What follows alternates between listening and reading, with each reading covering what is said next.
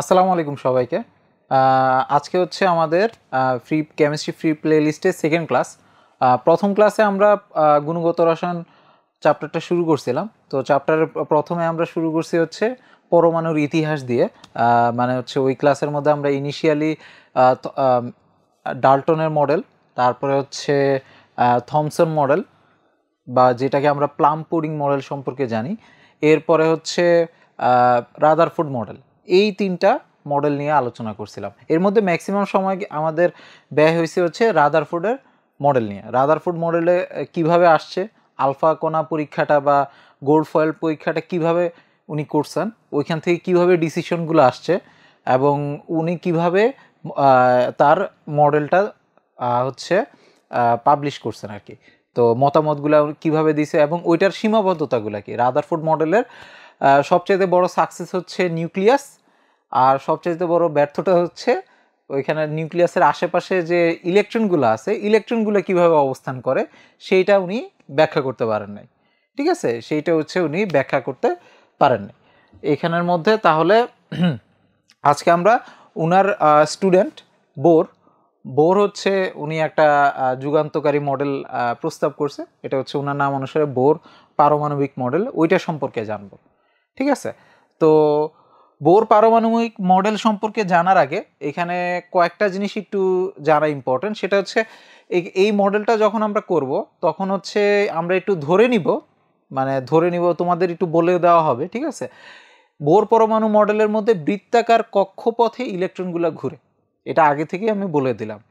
বৃত্তাকার কক্ষপথে ইলেকট্রনগুলো ঘুরে দেখে কোনো জিনিস বৃত্তাকার পথে ঘুরলে তার ধর্মগুলাকে ব্যাখ্যা করার জন্য, ঠিক আছে, যে যে জিনিস জানা লাগে সেটা তোমাদের ফিজিক্স থেকে জানা উচিত। ঠিক আছে, ফিজিক্সের মোস্ট প্রবলি থার্ড চ্যাপ্টারে বৃত্তাকার গতি নিয়ে তোমাদের আলোচনা আছে। তো এখন যদি তোমরা ওই চ্যাপ্টারটা না পড়ে থাকো, পড়ে আসলে ভালো। আমি চেষ্টা করব হচ্ছে ওই যতটুকু এই ক্লাসের সাথে রিলেটেড অতটুকু বুঝিয়ে দেওয়ার জন্য। ঠিক আছে, তো এইটা একটা প্রথম কথা। তারপর সেকেন্ড কথা হচ্ছে এইখানের মধ্যে আমাদের একটু কুলম্বের সূত্রটা একটু জানা লাগবে। কুলম্বের সূত্রটা কি, দুইটা চার্জিত বস্তু পরস্পরকে কি বলে আকর্ষণ করে সেইটা। ঠিক আছে, দুইটা চার্জিত বস্তুর মধ্যকার আকর্ষণ বা বিকর্ষণ বলের মানটা আমরা যে ইকুয়েশন দিয়ে বের করি সেটাই হচ্ছে কুলম্বের সমীকরণ দিয়ে প্রকাশ করে। এখন কুলম্বের ওইটা বল তো হচ্ছে কি, বলের সমীকরণটা কি, F = 1/4πε0 Q1 Q2/r²। এখান থেকে আমরা হচ্ছে কৃতকাজ W এর পরিমাণও বের করতে পারি, আবার বিভবের মানও বের করতে পারি। এগুলো তোমাদের 9-10 অলরেডি জানা উচিত। ঠিক আছে, যদি না জানা থাকে তাহলে আমি আরেকবার হালকা একটু রিফ্রেশ দিয়ে এটা দেখব, তবে আমরা অত ইনডেপথে যাব না। কিন্তু তোমাদের বলে রাখলাম, এই যে বৃত্তাকার কক্ষপথে কোনো একটা বস্তু যখন ঘুরে তখন তার কৌণিক বেগ, ভরবেগ, এগুলো কিভাবে বের করে, প্লাস কুলম্ব ফোর্স, এই কয়েকটা টপিক তোমাদের আজকে আগে থেকে জানা থাকলে এই ক্লাসটা সহজ হবে। যদি না জানা থাকে কোনো অসুবিধা নেই, আমরা হচ্ছে যতটুকু সম্ভব কভার করার চেষ্টা করব। এবং আজকের ক্লাসটা দেখবে যে এখানে হচ্ছে কেমিস্ট্রির ক্লাস, কিন্তু এই ক্লাসটা হচ্ছে ফিজিক্স নিয়ে আমি বেশি আলোচনা করব। ঠিক আছে, কারণ হচ্ছে এখানে যে আলটিমেটলি আমি যে আবিষ্কারগুলো নিয়ে আলোচনা করতেছি এগুলো হচ্ছে ফিজিসিস্টদের আবিষ্কার নিয়ে। ঠিক আছে, তাহলে আমরা শুরু করি। আমাদের আজকের ক্লাসের মধ্যে রাদারফোর্ড মডেলটা নিয়ে আমরা আরেকটু হালকা রিফ্রেশার দিব। রাদারফোর্ড মডেলে কিভাবে আসছে, এর আগে থমসন মডেল ছিল, ওইটা সামগ্রিক বিষয় নিয়ে একটু আলোচনা করব। ঠিক আছে, তারপরে হচ্ছে কোয়ান্টাম থিওরি সূচনাটা নিয়ে আলোচনা করব। ঠিক আছে, কোয়ান্টাম থিওরি সূচনাটা কিভাবে হয়েছে, ওইটা কিভাবে বোরকে অনুপ্রাণিত করছে তার মডেলটা উপস্থাপন করার জন্য। ঠিক আছে, বোরের পারমাণবিক মডেলটা কোয়ান্টাম তোমার থিওরির জন্য একটা বড় একটা অবদান রাখছে। ঠিক আছে, এইটা এস্টাবলিশড হওয়ার জন্য। এর আগে বিজ্ঞানীরা হচ্ছে এই থিওরিটাকে অত সিরিয়াসলি নেয়।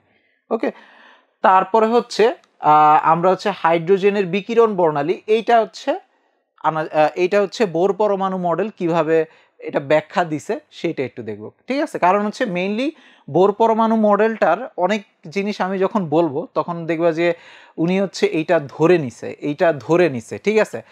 এত কিছু তুমি মনে করবা যে আচ্ছা এত কিছু উনি মাথা থেকে ধরে নিছে, তাহলে এই মডেলটা সবাই মানবে কেন? আমি ধরলাম, আমি আমার মতন একটা মডেল দিয়ে দিলাম, তাহলে ধরবে কেন? আসলে বোরের মডেলটা গ্রহণযোগ্যতা পাইছে হচ্ছে এই যে হাইড্রোজেনের বিকিরণ বর্ণালীটা উনি হচ্ছে পারফেক্টলি এক্সপ্লেন করতে পারছে ওনার মডেল দিয়ে।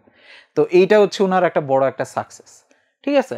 এরপরে বোর পরমাণু মডেলের সীমাবদ্ধতা যদি হয়তো আজকে আমরা শুরু করতে পারবো না, এছাড়া হচ্ছে এই কয়েকটা টপিক আমরা দেখব, ঠিক আছে?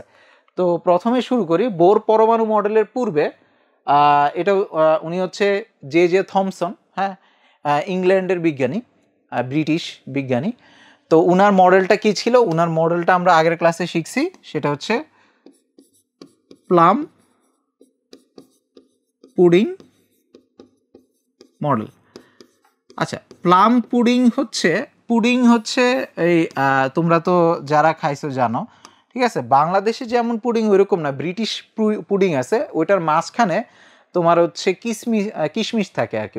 ওই ওই পুডিংটা যখন রান্না করে এই পিঠাটার মাঝখানে তোমার হচ্ছে কিশমিশ থাকে। তো যেমন তোমার হচ্ছে ফিরনির মাঝখানে যেমন হচ্ছে কিশমিশ থাকে, ঠিক তেমনই তোমার হচ্ছে পুডিংয়ের মাঝখানে যেভাবে কিশমিশ থাকে ঠিক তেমনই এই ইলেকট্রনগুলা কিশমিশের মতন পরমাণুর মধ্যে ছড়ায় ছিটায় থাকে, ঠিক আছে? ছড়ায় ছিটায় থাকে এবং এর চারপাশে এরকম পজিটিভ চার্জগুলো থাকে। পজিটিভ চার্জগুলো এর চারপাশে এভাবে ছড়ায় ছিটা থাকে।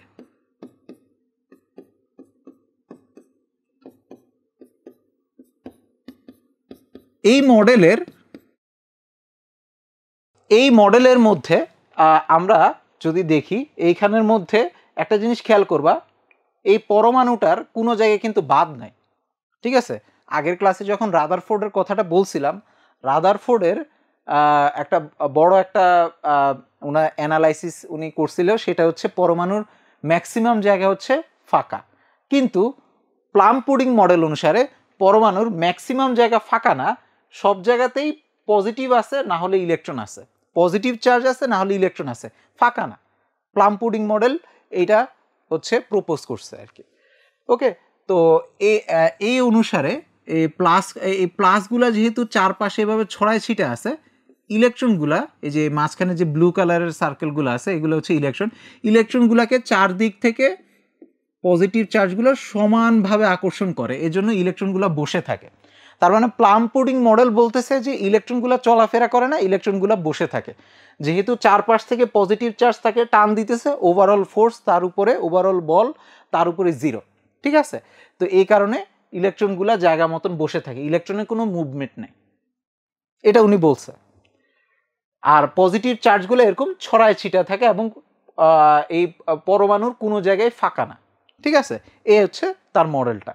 ওকে, এটা একটা স্টেবল মডেল, এটার হচ্ছে কি একটা স্টেবল মডেল। এখন পরে আসে হচ্ছে রাদারফোর্ড। এখন রাদারফোর্ডের যে মডেলটা, সেটার একটা বড় ডিফারেন্স কি, প্লাম পুডিং মডেলে এখানের মধ্যে সব জায়গায় হচ্ছে ফিল্ড আপ ছিল, এখানের মধ্যে হয় পজিটিভ চার্জ না হলে ইলেকট্রন থাকবে। রাদারফোর্ড মডেল অনুসারে সবগুলো পজিটিভ চার্জ থাকবে হচ্ছে সেন্টারে, খুবই কম জায়গা নিয়ে। আমরা আগের দিন দেখছিলাম যে উনি এটা দেখাইছে যে পরমাণুর আকার তুলনায় নিউক্লিয়াসের আকার প্রায় 10,000 ভাগের 1 ভাগ। তার মানে খুবই ছোট জায়গা নিয়ে তোমার হচ্ছে নিউক্লিয়াস থাকবে এবং বাকি জায়গা কি, বাকি ম্যাক্সিমাম জায়গা ফাঁকা, ওকে। এবং রাদারফোর্ডের যে মডেলটা, এইটা হচ্ছে উনি নিউক্লিয়াসের এই অংশটা নিয়ে হচ্ছে উনি কনসার্ন ছিল। উনি হচ্ছে ইলেকট্রন নিয়ে অত একটা চিন্তা ভাবনা অত ডিপলি করেন নাই এবং এজন্য হচ্ছে ওনার ওই ইলেকট্রনের ধারণাগুলোর মধ্যে একটু ঘাটতি আছে। কিন্তু ওনার মেইন মানে হচ্ছে উনি মেইনলি হচ্ছে এই যে প্লাম পুডিং মডেল যেটা আগে স্ট্যাবলিশ ছিল, ঠিক আছে, সেইটার বিপরীতে উনার মডেলটা বলছে। উনার জবাবটা আসছে প্লাম পুডিং মডেলের বিপরীতে। প্লাম পুডিং মডেল বলছে যে পজিটিভ চার্জগুলো এভাবে ছড়ায় আছে, কিন্তু রাদারফোর্ড বলছে না, পজিটিভ চার্জ ছড়ায় নাই, সেটা হচ্ছে এভাবে সেন্টারে সবগুলা একসাথে সলিড আকারে আছে। ঠিক আছে, এটা উনি কেন বলছে? এটা বলছে হচ্ছে ওই যে 99% আলফা কণা পাস করে চলে যায়, কিন্তু 1% আলফা কণা কিন্তু বিচ্ছুরিত হয়। ঠিক আছে, তারা কিন্তু স্ক্যাটার্ড হয়ে যায়, ছড়ায় যায়।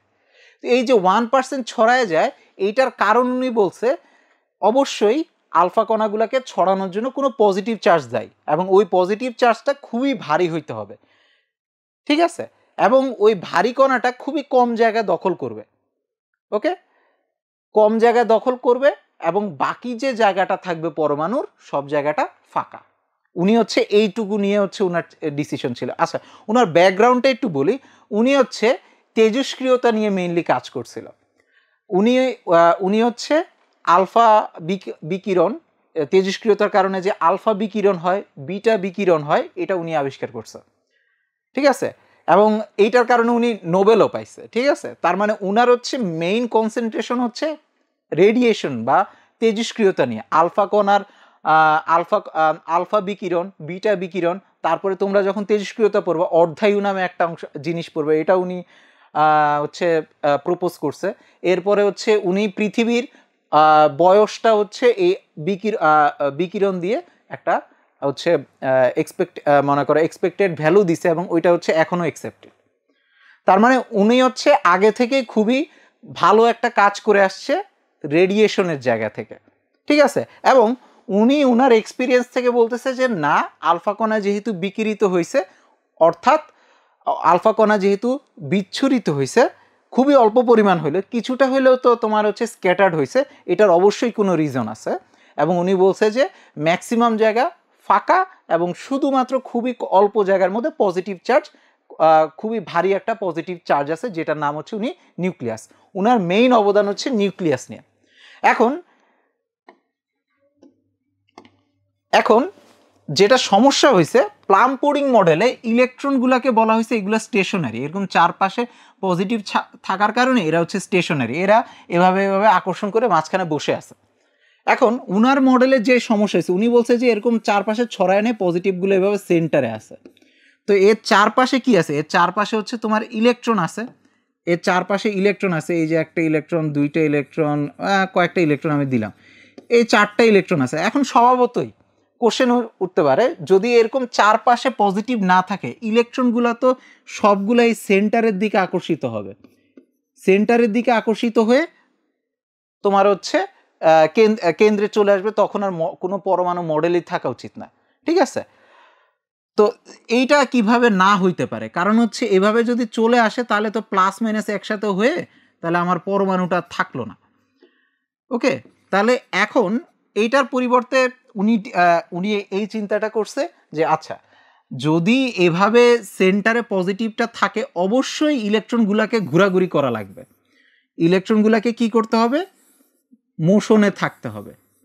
ঠিক আছে, মোশনে থাকতে হবে। ওকে, তা আমি এখানে দুইটা কক্ষপথ আঁকলাম। ওকে, ইলেকট্রনগুলোকে অবশ্যই মোশনে থাকতে হবে, মানে সূর্যের চারপাশে যেভাবে ঘোরাঘুরি করে, সূর্য আর পৃথিবী একে অপরকে কিন্তু আকর্ষণ করতেছে। আকর্ষণ করার পরও পৃথিবী কেন সূর্যের দিকে চলে যায় না?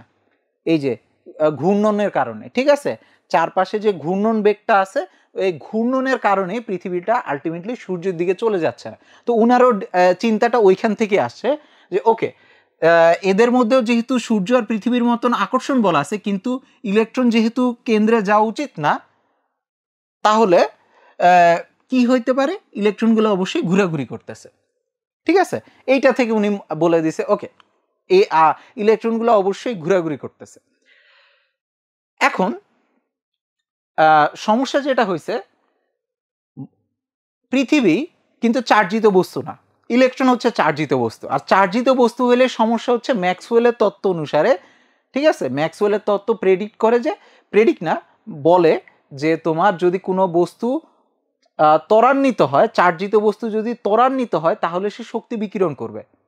ঠিক আছে, ক্রমাগত শক্তি বিকিরণ করবে। আর আমরা জানি বৃত্তাকার পথে যদি ঘুরে, বৃত্তাকার পথে ঘোরার জন্য তোমার কেন্দ্রমুখী একটা বল অনুভব করে সবাই। বৃত্তাকার পথে যেই ঘুরবে কেন্দ্রমুখী একটা বল অনুভব করবে, এটা সোজাসুজি চলার মতন না। ঠিক আছে, সোজাসুজি চলার জন্য তোমার কোনো হচ্ছে বলের দরকার হবে না, তুমি হচ্ছে সোজাসুজি তুমি যদি চলাফেরা করো এবং তোমার উপরে যদি কোনো বল প্রয়োগ না করা হয় তাহলে তুমি হচ্ছে যে বেগে চলতেছিলে ওই বেগেই যাবা। কিন্তু তোমাকে যদি কন্টিনিউয়াসলি বৃত্তাকার পথে ঘুরতে হয় অবশ্যই কেন্দ্রের দিকে একটা তোমার বল থাকতেই হবে। ঠিক আছে, আর কেন্দ্রের দিকে বল থাকা মানে কি, তোমার অবশ্যই একটা কেন্দ্রমুখী ত্বরণ হচ্ছে। ওকে, তো এই কেন্দ্রমুখী ত্বরণ হওয়ার জন্য এই যে এই কেন্দ্রমুখী ত্বরণ যেহেতু হচ্ছে, আর আমরা কি জানি চার্জিত বস্তু যদি ত্বরান্বিত হয় তো শক্তি বিকিরণ করবে, আর শক্তি বিকিরণ করলে সমস্যা কি, শক্তি বিকিরণ করলে সমস্যা কি, আস্তে আস্তে এই ইলেকট্রনগুলা শক্তি বিকিরণ করতে করতে নিউক্লিয়াসে চলে আসবে। তো আমরা আবার পয়েন্ট জিরোতে চলে আসলাম, মানে যদি ঘোরাঘুরি না করলেও যে কাহিনী, এখন ঘোরাঘুরি করলেও একই কাহিনী হচ্ছে। ঠিক আছে, এই কারণে রাদারফোর্ড মডেলটা কেউ সিরিয়াসলি নেয় নাই। ঠিক আছে, কারণ হচ্ছে ওনার মডেলটা মানে মডেল দিয়ে দেখা যায় যে একটু বিশ্লেষণ করলে দেখা যায় যে এটা শুধুমাত্র কয়েক পিকোসেকেন্ড টিকে এটা কিন্তু ধ্বংস হয়ে যায়, তার মানে এই মডেলটা সম্ভব না। এবং এই কারণে যেহেতু রাদারফোর্ড মডেলটা খুবই অস্থায়ী, কিন্তু প্লাম পুডিং মডেলটা যেহেতু স্থায়ী, এটা তখনও হচ্ছে একটা ভ্যালিড মডেল ছিল।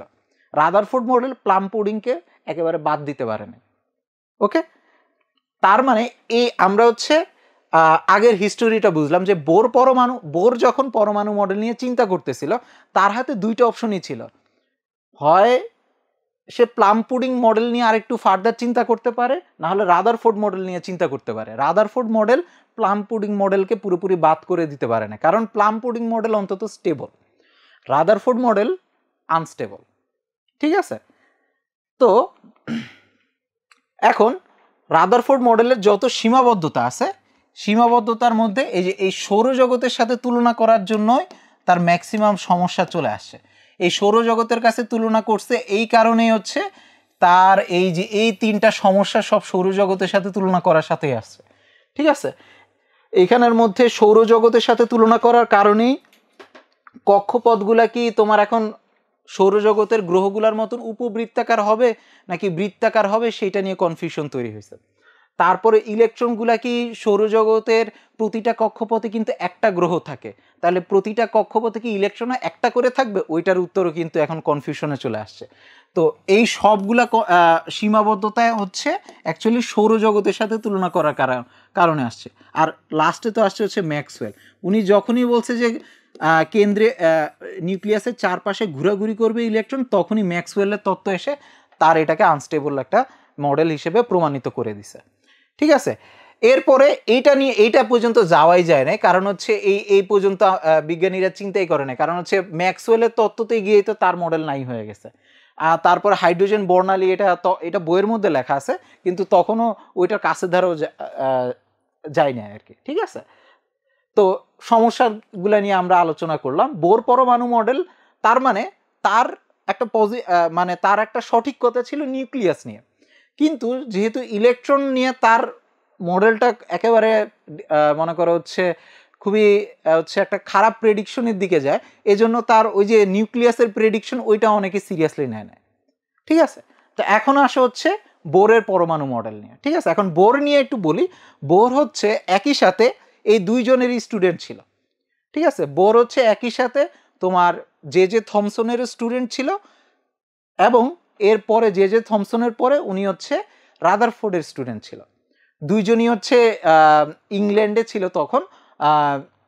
জে থমসন ছিল হচ্ছে ক্যামব্রিজ বিশ্ববিদ্যালয়, আর রাদারফোর্ড ছিল ম্যানচেস্টারের একটা বিশ্ববিদ্যালয়। তো জে থমসনের কাছে প্রথমে হচ্ছে বোর পড়াশোনা করতে যায়, এবং প্রথম থেকে তাদের মধ্যে একটা মনে করো যে মনোমালিন্য হয়, কারণ হচ্ছে আমাদের বোর উনি হচ্ছে প্রথমে গিয়ে বলে যে আপনি যে মডেলটা বলছেন পরমাণু নিয়ে প্লাম পুডিং মডেল, এটা ভুল, এটা ঠিক হওয়া উচিত না। ঠিক আছে, এটা নিয়ে উনি হচ্ছে কথাবার্তা বলতে গেছে, ডিবেট করতে গেছে। এখন যেটা হয় আর কি, প্রফেসর মানুষ উনি, এখন প্রফেসর মানুষের কাছে এখন নতুন একজন স্টুডেন্ট আসছে, সে গিয়া তার সাথে একেবারে তর্ক করা শুরু করে দিছে। উনি হচ্ছে প্রফেসর তো না, একেবারে হচ্ছে নোবেল পাওয়া প্রফেসর। ঠিক আছে, যে থমসন হচ্ছে নোবেল পাওয়া একজন ব্যক্তি, ওনার কাছে কোন এক ছোকরা এসে বলতেছে আপনার মডেল হচ্ছে ভুল। ঠিক আছে, তো এই কারণে প্রথম থেকে তাদের মধ্যে একটা মনোমালিন্য তৈরি হয়। এরপরে হচ্ছে বোরের অত একটা তার কাছে পড়াশোনা উনি কন্টিনিউ করে, কিন্তু পরবর্তীতে রাদারফোর্ডের সাথে তার পরিচয় হয় এবং রাদারফোর্ডের পরমাণু মডেলের উনি হচ্ছে রাদারফোর্ড ওই সময় যে অবস্থাটা ছিল, ম্যাক্সিমাম মানুষ তখনও থমসনের মডেলটাকে সুপিরিয়র মনে করতো। রাদারফোর্ড নিজে বিশ্বাস করতো যে না, আমি যে নিউক্লিয়াস দিয়ে মডেলটা বলছি ওইটা অন্তত হচ্ছে থমসনের থেকে বেটার। আমারটা যদিও ডিস্ট্রয় হয়ে যাচ্ছে কয়েক পিকো সেকেন্ডের মধ্যে, তারপরে আমারটার ভ্যালিডিটি বেশি, আমারটা নিয়ে বহুদূর যাওয়া যাবে। ঠিক আছে, উনি উনার এই মতবাদটা বোরও হচ্ছে এগ্রি করে। ঠিক আছে, বোর কিন্তু প্রথম থেকেই থমসনের মডেলটা পছন্দ করে নাই। উনি হচ্ছে রাদারফোর্ডের মডেল যেটা ছিল ওইটা নিয়ে আরেকটু কাজ করা শুরু করে। এখন সমস্যা কি? সমস্যা হচ্ছে রাদারফোর্ড মডেল তুমি যেভাবেই দেখো না কেন, ক্লাসিক্যাল মেকানিক্স মানে হচ্ছে এই যে ম্যাক্সওয়েলের থিওরি যেটা, ওইটা হচ্ছে ক্লাসিক্যাল ফিজিক্সের অংশ। তো ক্লাসিক্যাল মেকানিক্স দিয়ে তুমি হচ্ছে কোনোভাবেই হচ্ছে কি করতে পারবা না, রাদারফোর্ড মডেলটাকে জাস্টিফাই করা যাচ্ছে না। রাদারফোর্ড মডেলে কিভাবে ইলেকট্রনগুলো থাকবে? তুমি যদি ঘোরা শুরু করো তাহলেই তো ইলেকট্রনগুলো আস্তে আস্তে সেন্টারে যাবে, আর এমনিও রেখে দিতে পারবা না, কারণ হচ্ছে তাদেরকে কেন্দ্র থেকে তো পজিটিভ চার্জ আকর্ষণ করবে, তাহলে তুমি কেমনে কি করবা? ওকে, তো নিলস বোর চিন্তা করতেছে যে আচ্ছা, ক্লাসিক্যাল ফিজিক্স আমাকে হচ্ছে ব্যর্থ করতেছে, আমি হচ্ছে অন্য কোনো দিকে যাইতে পারি নাকি। ঠিক আছে, তো অন্য কোনো দিকে যাইতে পারে নাকি, ওই জন্য এখন হচ্ছে আমরা একটু কোয়ান্টাম থিওরির সূচনার দিকে যাব। উনার উত্তরটা আসছে কোয়ান্টাম থিওরি থেকে। ঠিক আছে, উনার উত্তরটা আসছে কোয়ান্টাম থিওরি থেকে যে আচ্ছা, আমি যেহেতু ক্লাসিক্যাল মেকানিক্স দিয়ে ব্যাখ্যা করতে পারতেছি না, রাদারফোর্ড মডেলটাকে কোনো দিকে নিয়ে যেতে পারতেছি না, তাহলে আমি একটু চিন্তা করি যে ওকে, ম্যাক্স প্লাঙ্ক হচ্ছে তো 1900 সালে 1900 সালে,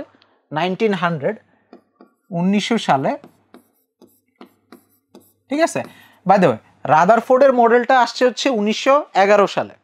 ঠিক আছে, 1911 সালে, এর প্রায় 11 বছর আগে 1900 সালে max Planck black body radiation problem নিয়ে আলোচনা করতেছিল, মানে চিন্তা করতেছিল এটা কিভাবে সলভ করা যায়। ব্ল্যাক বডি রেডিয়েশন, এটা প্রায় 50-60 বছর ধরে হচ্ছে তার জন্মের সময় থেকে এটা একটা মিস্টরি ছিল। ঠিক আছে, ব্ল্যাক বডি রেডিয়েশনের একটা অংশ ছিল যে ব্ল্যাক বডি রেডিয়েশনটা তোমাদের একটু ছোট্ট করে বলি, এটা হচ্ছে কি জিনিস, তুমি হচ্ছে কোনো জিনিসকে যদি হিট দাও, আস্তে আস্তে হিট দিলে কি হবে, যত বেশি তুমি হিট দিবা তত হচ্ছে তোমার কি হবে, এটা তত উচ্চ তরঙ্গ দৈর্ঘ্য বিকিরণ করবে। ঠিক আছে, তুমি যত টেম্পারেচার বাড়াবা সে তত উচ্চ সে তত উচ্চ শক্তির তরঙ্গ বিকিরণ করবে। হ্যাঁ, এটা হচ্ছে ব্ল্যাক বডি রেডিয়েশন বিকিরণ। সেই বিকিরণ করবে কি, উচ্চ শক্তির তরঙ্গ বিকিরণ করবে যত তুমি তাকে হিট করবা বা তাপমাত্রা দিবা। তো এখন এটা সমস্যা হয়ে যায় হচ্ছে কখন, যখন হচ্ছে তাপমাত্রা তুমি বাড়াইতে থাকো, বাড়াইতে হচ্ছে একসময় যখন দেখা যায় যে এটা প্রেডিক্ট করে যে আলট্রাভায়োলেট রেঞ্জের যাওয়ার পরে এটা আস্তে আস্তে উপরের দিকে যাইতে থাকে। ঠিক আছে, এটা হচ্ছে তোমাদের একটু কার্ভ দিয়ে বোঝানো লাগবে, কিন্তু আপাতত মাথায় রাখা হচ্ছে ক্লাসিক্যাল মেকানিক্স এই জায়গাটা বুঝে ঠিক মতন ব্যাখ্যা করতে পারতেছিল না। ঠিক আছে, ম্যাক্স প্লাঙ্ক এইটা নিয়ে তার জীবনের অনেক সময় হচ্ছে ব্যয় করতেছিল এবং হচ্ছে উনি কোনো সলিউশন পাচ্ছিল না। ঠিক আছে, তার মানে হচ্ছে লাইট, হ্যাঁ, আলো নিয়ে যখন হচ্ছে তোমরা একটু মনে রাখো, আলো নিয়ে বিজ্ঞানীরা যখন হচ্ছে এই আলোর একটা সমস্যা কি ছিল, ব্ল্যাক বডি রেডিয়েশনটা তরঙ্গ দিয়ে ব্যাখ্যা করা যাচ্ছে না। ঠিক আছে, তরঙ্গ দিয়ে ব্যাখ্যা করা যাচ্ছে না। তরঙ্গ মানে হচ্ছে কন্টিনিউয়াস এনার্জি, তরঙ্গ মানে কি, কন্টিনিউয়াস এনার্জি। ঠিক আছে, তরঙ্গ মানে কেন কন্টিনিউয়াস এনার্জি, কারণ তরঙ্গের শক্তি আমরা হিসাব করি সাধারণত ½ k² এটা হচ্ছে তরঙ্গের শক্তি হিসাব নির্ণয়ের সূত্র, এটা তোমরা হচ্ছে সামনে জানতে পারবা। ঠিক আছে, এখানের মধ্যে কে হচ্ছে একটা ধ্রুবক আর এ হচ্ছে তরঙ্গের বিস্তার। তো তরঙ্গের বিস্তার তো যে কোনো ভ্যালু হইতে পারে, তো তরঙ্গের বিস্তার যেহেতু যে কোনো ভ্যালু হইতে পারে, তরঙ্গের শক্তিও যে কোনো ভ্যালু হইতে পারে। আর এটাই হচ্ছে কন্টিনিউয়াস এনার্জির মূল বিষয়টা আর কি, যে এনার্জির যে কোনো ভ্যালু হইতে পারে। ঠিক আছে, এনার্জি হচ্ছে কি যে কোনো ভ্যালু হইতে পারে, কিন্তু ওইটা নিয়ে সমস্যা হচ্ছে কি ব্ল্যাক বডি রেডিয়েশনটা উনি ব্যাখ্যা করতে পারতেছিলেন। তো এরপরে উনি ডেসপারেট হয়ে এনার্জি যে কোনো ভ্যালু হইলেই যেহেতু এটাতে সমস্যা হচ্ছে, এনার্জিকে উনি হচ্ছে কয়েকটা ভাঙা, উনি বলছে যে এনার্জি যে কোনো ভ্যালু হইতে পারবে না, এনার্জি হচ্ছে কয়েকটা নির্দিষ্ট মানের ভ্যালু হইতে পারবে। ঠিক আছে, এনার্জি হচ্ছে যে কোনো ভ্যালু হইতে পারবে না, এনার্জি হচ্ছে কয়েকটা নির্দিষ্ট ভ্যালু হইতে পারবে। তো এটা দিয়ে উনি প্রথম বলে হচ্ছে ফোটনের এনার্জি, ঠিক আছে, এনার্জি লাইট যেটা থাকে, লাইট হচ্ছে প্যাকেট আকারে আসে, ওই প্যাকেটের এনার্জিটা হচ্ছে লাইটের ফ্রিকোয়েন্সির সমানুপাতিক। উনি হচ্ছে এইভাবে বলছে আর কি, লাইট হচ্ছে এভাবে তরঙ্গের মতন কন্টিনিউয়াসলি আসে না, লাইট প্যাকেট আকারে আসে, এটা হচ্ছে ওনার ধারণা ছিল। এবং প্রতি প্যাকেটের এনার্জি হচ্ছে ফ্রিকোয়েন্সির সমানুপাতিক, এবং এই অ্যাজামশনটা ধরার পরে উনি হচ্ছে উনার এই ব্ল্যাক বডি রেডিয়েশনটা সলভ করতে পারছে ইকুয়েশনের মাধ্যমে। কিন্তু ম্যাক্স প্লাঙ্ক এটা নিয়ে হচ্ছে তোমার হচ্ছে উনি যে এই যে ডিসিশনটা নিল, এখানে কি করলো, এনার্জিটা কন্টিনিউয়াস যে কোনো ভ্যালু হইতে পারে, ওইটা থেকে উনি বলে দিছে যে না, এনার্জি হচ্ছে প্যাকেট আকারে আসে, তরঙ্গ আকারে আসে না, এবং এনার্জিটা ফ্রিকোয়েন্সির সমানুপাতিক। ঠিক আছে, এনার্জিটা কমপ্লিটলি ফ্রিকোয়েন্সির সমানুপাতিক, ওইটা ধরে উনি প্রবলেমটা সলভ করছে। উনি সামনে ভাবছে যে আচ্ছা আমি হয়তো এখানের মধ্যে কোনো কিছু মিস করছি, সামনে গিয়ে আমি হয়তো বা ক্লাসিক্যাল মেকানিক্স দিয়ে এটা ব্যাখ্যা করে ফেলতে পারবো। ঠিক আছে, উনি হচ্ছে ডেসপারেট হয়ে ইকুয়েশন মিলানোর জন্য এইটার অবতারণা করছে। ঠিক আছে, এনার্জি যে ভেঙে ভেঙে আসে। ঠিক আছে, ওকে। তো উনি হচ্ছে টেকনিক্যালি কোয়ান্টাম মেকানিক্সের জনতা। ঠিক আছে, কারণ হচ্ছে উনি প্রথম যিনি হচ্ছে একটা এনার্জি, আলোক শক্তিকে উনি হচ্ছে প্যাকেট আকারে চিন্তা করছে, কিন্তু উনি নিজে এটা পছন্দ করে নাই, এবং পরবর্তী সময় কোয়ান্টাম মেকানিক্স যত হচ্ছে সামনে আগাইতেছিল, উনি হচ্ছে এটাকে পছন্দ করতেছিল না। ঠিক আছে, এটা কোন দিকে যাচ্ছে। ওকে, এরপরে আসে হচ্ছে আলবার্ট আইনস্টাইন। ঠিক আছে, আইনস্টাইন ফটো ইলেকট্রিক ইফেক্ট ব্যাখ্যা করছে হচ্ছে এই কোয়ান্টাম থিওরি দিয়ে। ঠিক আছে, এনার্জি প্যাকেট থিওরি দিয়ে। ওকে, ফটো ইলেকট্রিক ইফেক্টটা কি জিনিস, এটা হচ্ছে একটা অবজারভেশনের মধ্যে দেখা গেছে যে মনে করো একটা ইলেকট্রন কোনো একটা ধাতুর উপরে তুমি যতই কম ফ্রিকোয়েন্সির তরঙ্গ দাও না কেন, কম ফ্রিকোয়েন্সির যত ইচ্ছা তরঙ্গ দিতে পারো, ওইখান থেকে ইলেকট্রন বের হয় না। কিন্তু ওই ধাতুর উপরে যদি একটা নির্দিষ্ট কম্পাঙ্কের উপরে তুমি তরঙ্গ দাও, তাহলে ইলেকট্রনগুলা মুক্ত হয়। মানে এখানে যেটা বলতেছে সেটা হচ্ছে ফটো ইলেকট্রিক ইফেক্ট বলতেছে যে নর্মালি যদি শক্তিটা কন্টিনিউয়াস হইতো, ক্লাসিক্যাল মেকানিক্স বলে শক্তি যেহেতু কন্টিনিউয়াস, তুমি এই ইলেকট্রনকে যে কোনো কম্পাঙ্ক হোক, তুমি এনাফ পরিমাণ এনার্জি সাপ্লাই করে এটাকে বের করে পারার কথা। এটা হচ্ছে ক্লাসিক্যাল মেকানিক্সে বলছে। কিন্তু কোয়ান্টাম মেকানিক্স বলছে যে না, এখানে যেহেতু তরঙ্গ কি বলে আলো হচ্ছে প্যাকেট আকারে আসে, প্রতি প্যাকেটের মধ্যে যে কম্পাঙ্ক আছে, এই যে ফ্রিকোয়েন্সি, ওই ফ্রিকোয়েন্সিটা যদি হচ্ছে এই ইলেকট্রনটাকে বের না করতে পারে, যতই তুমি প্যাকেট দিতে থাকো তোমার কোনো লাভ হবে না, যতই তুমি এনার্জির প্যাকেট দিতে থাকো তোমার কোনো লাভ নাই। ঠিক আছে, তোমাকে হচ্ছে একটা নির্দিষ্ট ফ্রিকোয়েন্সির উপরে অবশ্যই যাইতে হবে, তারপরে এই ইলেকট্রনটা বের হইতে পারবে। ঠিক আছে, তাহলে এই যে এনার্জির প্যাকেট, হ্যাঁ, এনার্জির যে প্যাকেট, এই থিওরিটার হচ্ছে উনি বাস্তবে একটা ফেনোমেনার ব্যাখ্যা করতে পারছে। ঠিক আছে, এটার পরে হচ্ছে তোমার কোয়ান্টাম থিওরিটা সিরিয়াসলি মনে করো অনেকে নেওয়া শুরু করে। ওকে, প্রথমে হচ্ছে যিনি আবিষ্কার করছে কোয়ান্টাম থিওরি, উনি হচ্ছে এটাকে নিজেই সিরিয়াসলি নেয়, পরে হচ্ছে আইনস্টাইন ব্যাখ্যা করার পরে ওকে না, এটা যেহেতু বাস্তবে একটা জিনিস সুন্দর মতন ব্যাখ্যা করে ফেলছে, এটা আই থিঙ্ক ভ্যালিড জিনিস। ঠিক আছে, ওকে।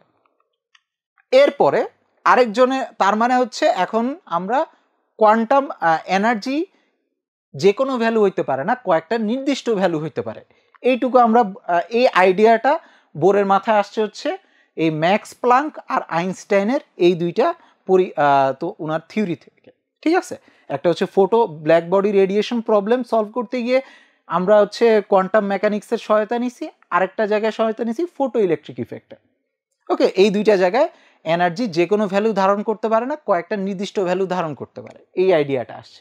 এরপরে হচ্ছে আমাদের ইয়োহান বামার, ঠিক আছে। ইয়োহান বামার, তোমরা বামার সিরিজের নাম হয়তো বা সামনে তোমরা শুনছো অলরেডি।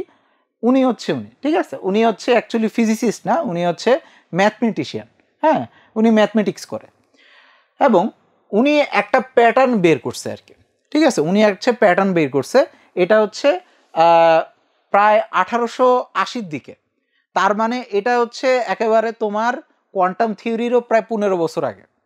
কোয়ান্টাম থিওরিরও প্রায় 15 বছর আগে উনি হচ্ছে হাইড্রোজেনের বিকিরণ বর্ণালী নিয়ে উনি একটা অবজারভেশন করছে। এখন হাইড্রোজেনের বিকিরণ বর্ণালী কি? হাইড্রোজেনের বিকিরণ বর্ণালী হচ্ছে হাইড্রোজেনকে যদি আমরা হিট করি, হ্যাঁ, কোনো ওই যে ব্ল্যাক বডি রেডিয়েশন, কোনো এটা আগে থেকেই জানে, কোনো বস্তুকে হিট করে তারপর যদি আমরা ঠান্ডা করি তাহলে সে আলো বিকিরণ করে। কোনো বস্তুকে হিট করলে সে হচ্ছে কি করবে, আস্তে আস্তে আলো বিকিরণ করবে। তাহলে হাইড্রোজেনকেও হিট করলে কি হবে, আলো বিকিরণ হবে। এখন যে বিকিরিত আলোটা, ওইটা একটু ইন্টারেস্টিং। ওইটা হচ্ছে ভাগ করার পরে এরকম কয়েকটা ক্লিয়ার লাইন, আলাদা আলাদা লাইন পাওয়া যায়, কন্টিনিউয়াস লাইন পাওয়া যায় না। এরকম কন্টিনিউয়াস লাইন পাওয়া যায় না, ঠিক আছে। কন্টিনিউয়াস লাইন পাওয়া যায় না, পাওয়া যায় কেমন, এরকম কয়েকটা আলাদা আলাদা দাগ পাওয়া যায়, ঠিক আছে। প্রথম দাগটা দেখো ক্লিয়ারলি লাল, তারপরেরটা হচ্ছে নীল, তারপরেরটা হচ্ছে বেগুনি, তারপরেরটা হচ্ছে ডিপ বেগুনি, ঠিক আছে। এই 4টা লাইন পাওয়া যায়, ক্লিয়ার দাগ পাওয়া যায়, ঠিক আছে। তার মানে হাইড্রোজেনের বিকিরণের পরে এই 4টা দাগ পাওয়া যাইতেছে। এখন এই 4টা দাগ এর দৈর্ঘ্য কত ন্যানোমিটার এটা এখানে লিখে রাখছি, ঠিক আছে। এখন বামার যে কাজটা করছে, উনি দেখছে যে এই যে হাইড্রোজেনের বিকিরিত বর্ণালী, ঠিক আছে, হাইড্রোজেনের যে বিকিরণ করতেছে তরঙ্গগুলা, হাইড্রোজেনের যে তরঙ্গগুলা বিকিরণ করতেছে, এই তরঙ্গ দৈর্ঘ্যগুলা সাথে কোনো সুন্দর একটা ম্যাথমেটিক্যাল রিলেশন আছে। সেটা কেমন একটু দেখো। এইখানের মধ্যে এটা হচ্ছে লাইন 1, তারপরে এটা হচ্ছে লাইন 2, তারপরে হচ্ছে লাইন 3, লাইন 4। লাইন 1 কত, 656 ন্যানোমিটার। লাইন 2 হচ্ছে 486 ন্যানোমিটার। লাইন 3 হচ্ছে 434 ন্যানোমিটার। লাইন 4 হচ্ছে 410 ন্যানোমিটার, ঠিক আছে। এটা হচ্ছে উনি আগে থেকে জানতো, ঠিক আছে। তো হাইড্রোজেনের এই 4টা দৃশ্যমান আলোক, হাইড্রোজেনের বিকিরণ বর্ণালীর এই 4টা দৃশ্যমান দাগ, ঠিক আছে। এখন এদের মধ্যে সম্পর্ক কি, এরা সবাই দেখো 464.5 এর একটা গুণিতক, ঠিক আছে। 464.5 এই নাম্বারটার গুণিতক।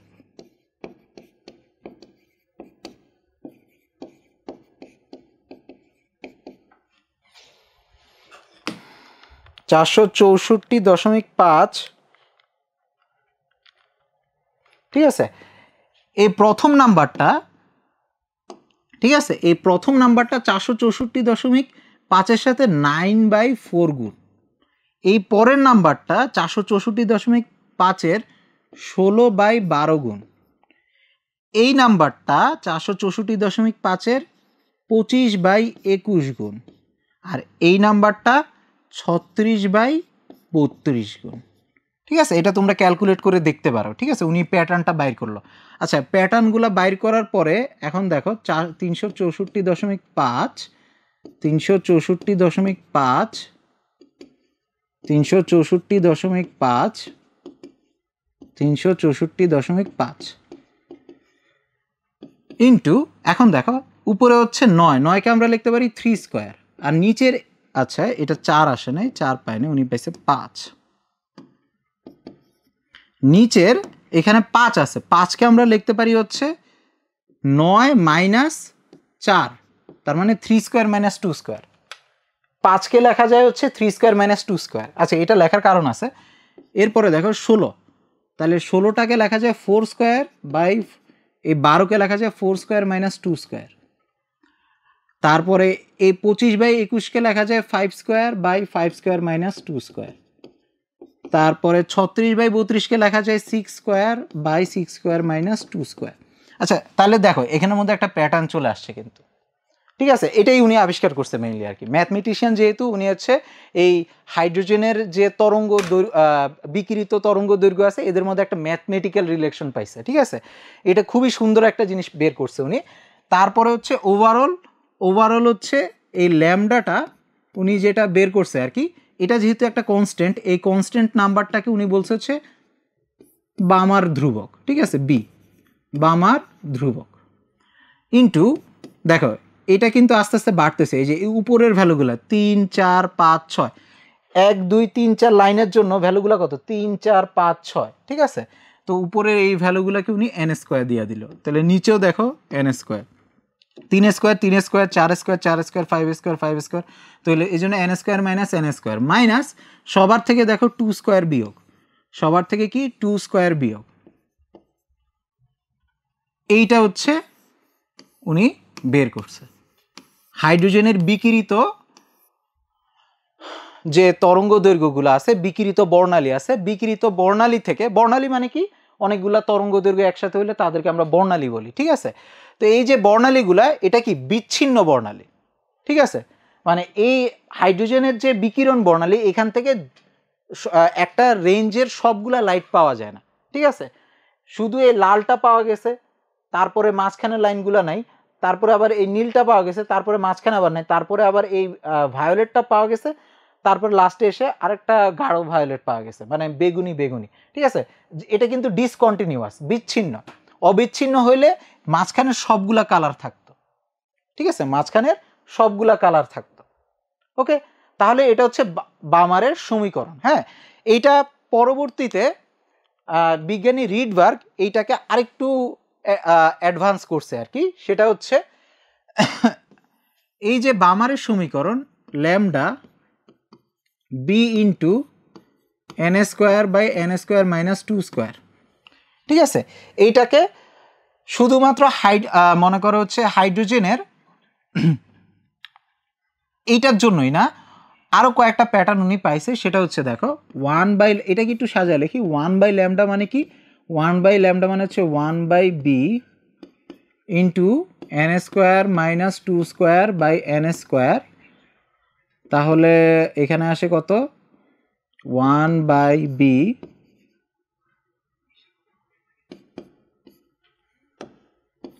1 minus 2 square by N square, ঠিক আছে? তারপরে সবাইকে এখানে উপরে নিচে সবাইকে 4 দ্বারা যদি গুণ করা হয়, ঠিক আছে? উপরে নিচে সবাইকে, এখানে হচ্ছে নিচে 4/b আর এখানে আসে কত? 1/4 ইন্টু 1/n স্কোয়ার।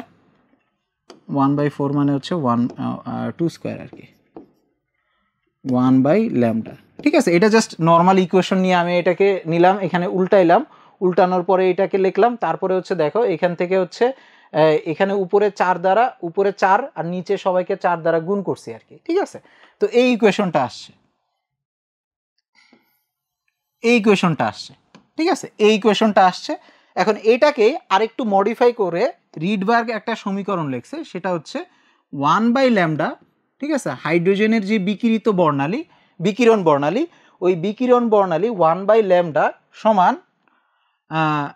এই 4/b, ঠিক আছে? এইটাকে উনি হচ্ছে একটা কনস্ট্যান্ট রিডবার্গ ধ্রুবক দিয়ে লিখছে, রিডবার্গ ধ্রুবক, এটাকে রিডবার্গ ধ্রুবক দিয়ে লিখছে, ঠিক আছে? রিডবার্গ ধ্রুবক 1/n1 square minus n2 square. তার মানে রিডবার্গ হচ্ছে এই বামারের সমীকরণটাকে আরেকটু অ্যাডভান্স করছে আর কি, ঠিক আছে? আরেকটু অ্যাডভান্স করে এই সমীকরণটা লিখছে, ঠিক আছে? ওকে,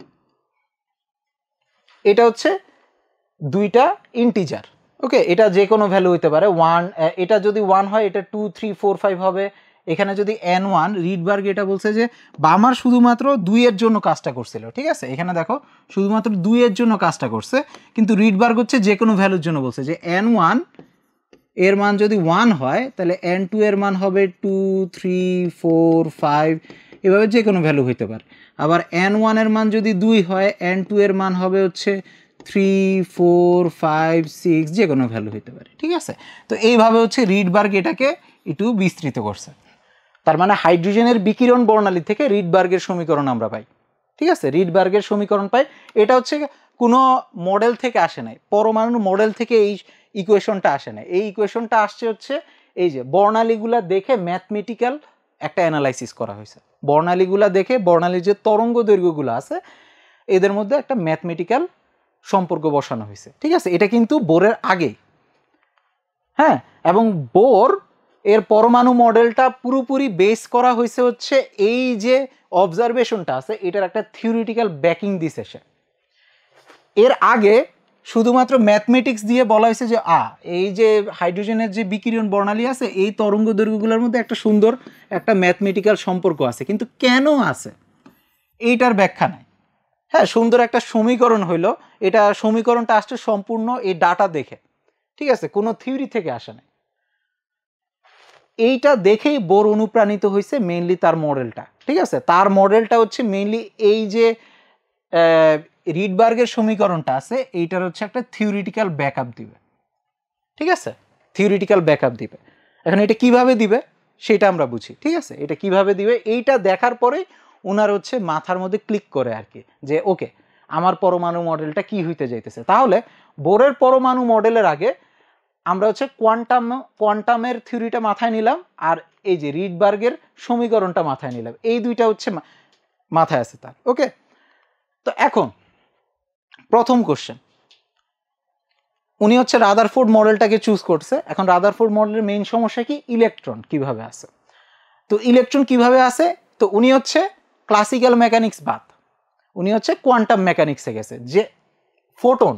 ঠিক আছে, তো এই যে ওইখানে যে আমরা বললাম না যে লাইটের যে প্যাকেটগুলো থাকে, হ্যাঁ লাইট প্যাকেট আকারে আসে, ওইগুলাকে ফোটন বলি আমরা, ওইটাকে আমরা কি বলি, ফোটন। ফোটন এর কি থাকে, শক্তিগুলা ভাগ ভাগ করে থাকে। ঠিক আছে, যে কোনো ভ্যালু হইতে পারে না, যে কোনো ভ্যালু হইতে পারে না, ওইটা ফ্রিকোয়েন্সির সাথে সমানুপাতিক। ঠিক তেমনি উনি বলছে ইলেকট্রনগুলার শক্তি, ইলেকট্রনের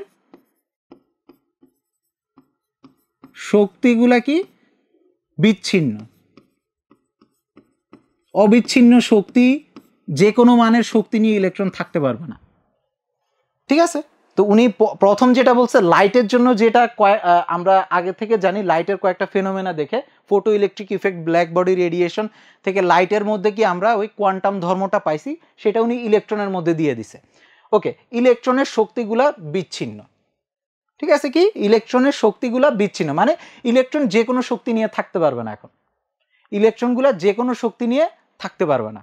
ওকে, ইলেকট্রনের কয়েকটা নির্দিষ্ট মানের শক্তি থাকবে। এখন এই শক্তিগুলা নিয়ে ইলেকট্রন কিভাবে থাকবে, এই শক্তিগুলা নিয়ে ইলেকট্রন বৃত্তাকার কক্ষপথে থাকবে। ইলেকট্রন থাকবে বৃত্তাকার কক্ষপথে।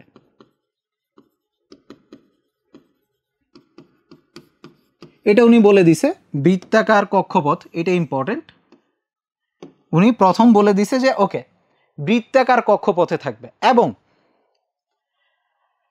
এখন একটা সমস্যা হয়ে গেল না, বৃত্তাকার কক্ষপথ মানে কি, বৃত্তাকার কক্ষপথ মানে কি, এই যে এখানের মধ্যে আমি যদি একটা বৃত্ত নেই,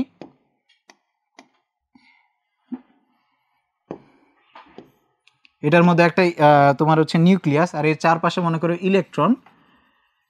এখন এই বৃত্তাকার কক্ষপথে যদি ইলেকট্রনগুলা ঘোরাঘুরি করে তাহলে তাদের তো হচ্ছে কেন্দ্রমুখী একটা বল অনুভব করবেই তারা, তাই না? তারা কি অনুভব করবে, একটা কেন্দ্রমুখী বল, কেন্দ্রমুখী বল এফ অনুভব করবে। এখন এফ অনুভব করলে কি হবে, নিউটনের দ্বিতীয় সূত্র থেকে আমরা জানি যদি বল অনুভব করে তাহলে সে ত্বরণ পাবে, ত্বরান্বিত হবে। ঠিক আছে, নিউটনের সূত্রটার মেইন কথা হচ্ছে F equal to M A, এইভাবে পড়া উচিত না, নিউটনের সূত্রটা পরে হচ্ছে এইভাবে A equal to F by M, এইভাবে পড়া উচিত। ঠিক আছে, মানে কি তুমি যদি ফোর্স দাও তাহলে তুমি অ্যাক্সিলারেশন পাবা, বল দিলে তুমি হচ্ছে ত্বরণ পাবা, এইভাবে পড়া উচিত। ঠিক আছে, তাহলে নিউটনের দ্বিতীয় সূত্রটা এইখানে যেহেতু ফোর্স পাচ্ছে, কেন্দ্রমুখী একটা বল পাচ্ছে, আর বলের জন্য কি হবে, ত্বরণ হবে। আর ত্বরণ হওয়া মানে কি, ম্যাক্সওয়েলের তত্ত্ব অনুসারে তার শক্তি বিকিরণ করা উচিত, এটা না। এইখানের মধ্যে উনি হচ্ছে বড় একটা অ্যাজাম্পশন নিছে, বলছে যে না, এই কক্ষপথগুলো হচ্ছে স্পেশাল কক্ষপথ।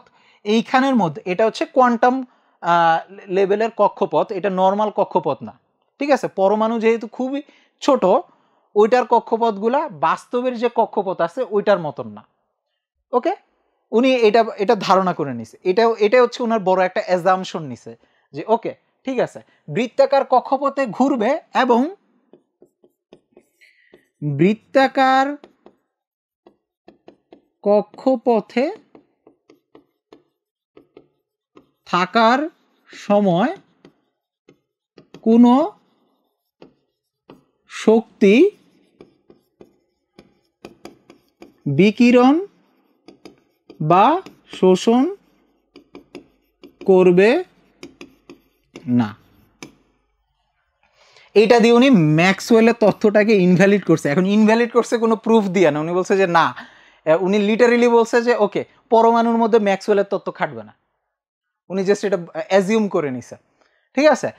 তার মানে উনি হচ্ছে কোনো থিওরিটিক্যাল ব্যাকিং দিয়ে বলে নাই যে ওকে ম্যাক্সওয়েলের তত্ত্ব এখানে খাটবে না, উনি এটা জাস্ট বলে দিছে এটা কোয়ান্টাম জগৎ, এখানে ম্যাক্সওয়েলের তত্ত্ব খাটবে না, ঠিক আছে। উনি জাস্ট এটা অ্যাজিউম করে নিছে, কিন্তু অ্যাজিউম করার পরে তাহলে তো কিছু একটা ব্যাকআপ দিতে হবে, তাই না? ওটা পরে দিচ্ছে, কিন্তু আগে থেকে উনি এটা অ্যাজিউম করে নিচ্ছে।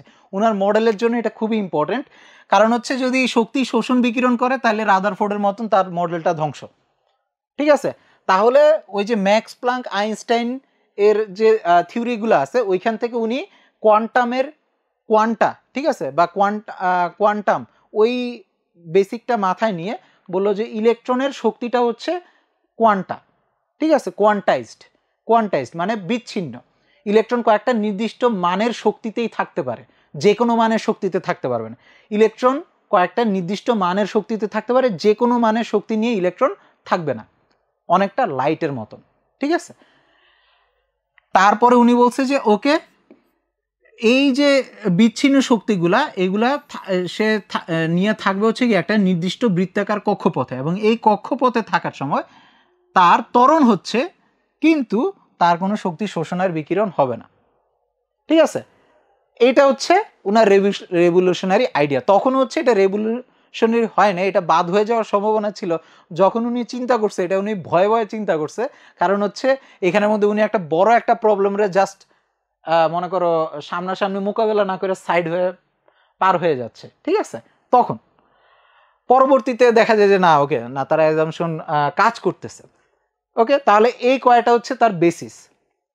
তাহলে প্রস্তাবনা একের মধ্যে কি বলছে, নিউক্লিয়াসকে কেন্দ্র করে, তার মানে উনি নিউক্লিয়াসকে ধরে নিছে, এটা আসছে রাদারফোর্ড থেকে। নিউক্লিয়াসের আইডিয়াটা কে দিছে, রাদারফোর্ড। নিউক্লিয়াসকে কেন্দ্র করে পরমাণুর ইলেকট্রনগুলো নির্দিষ্ট বৃত্তাকার কক্ষপথে, নির্দিষ্ট কেমন কক্ষপথে,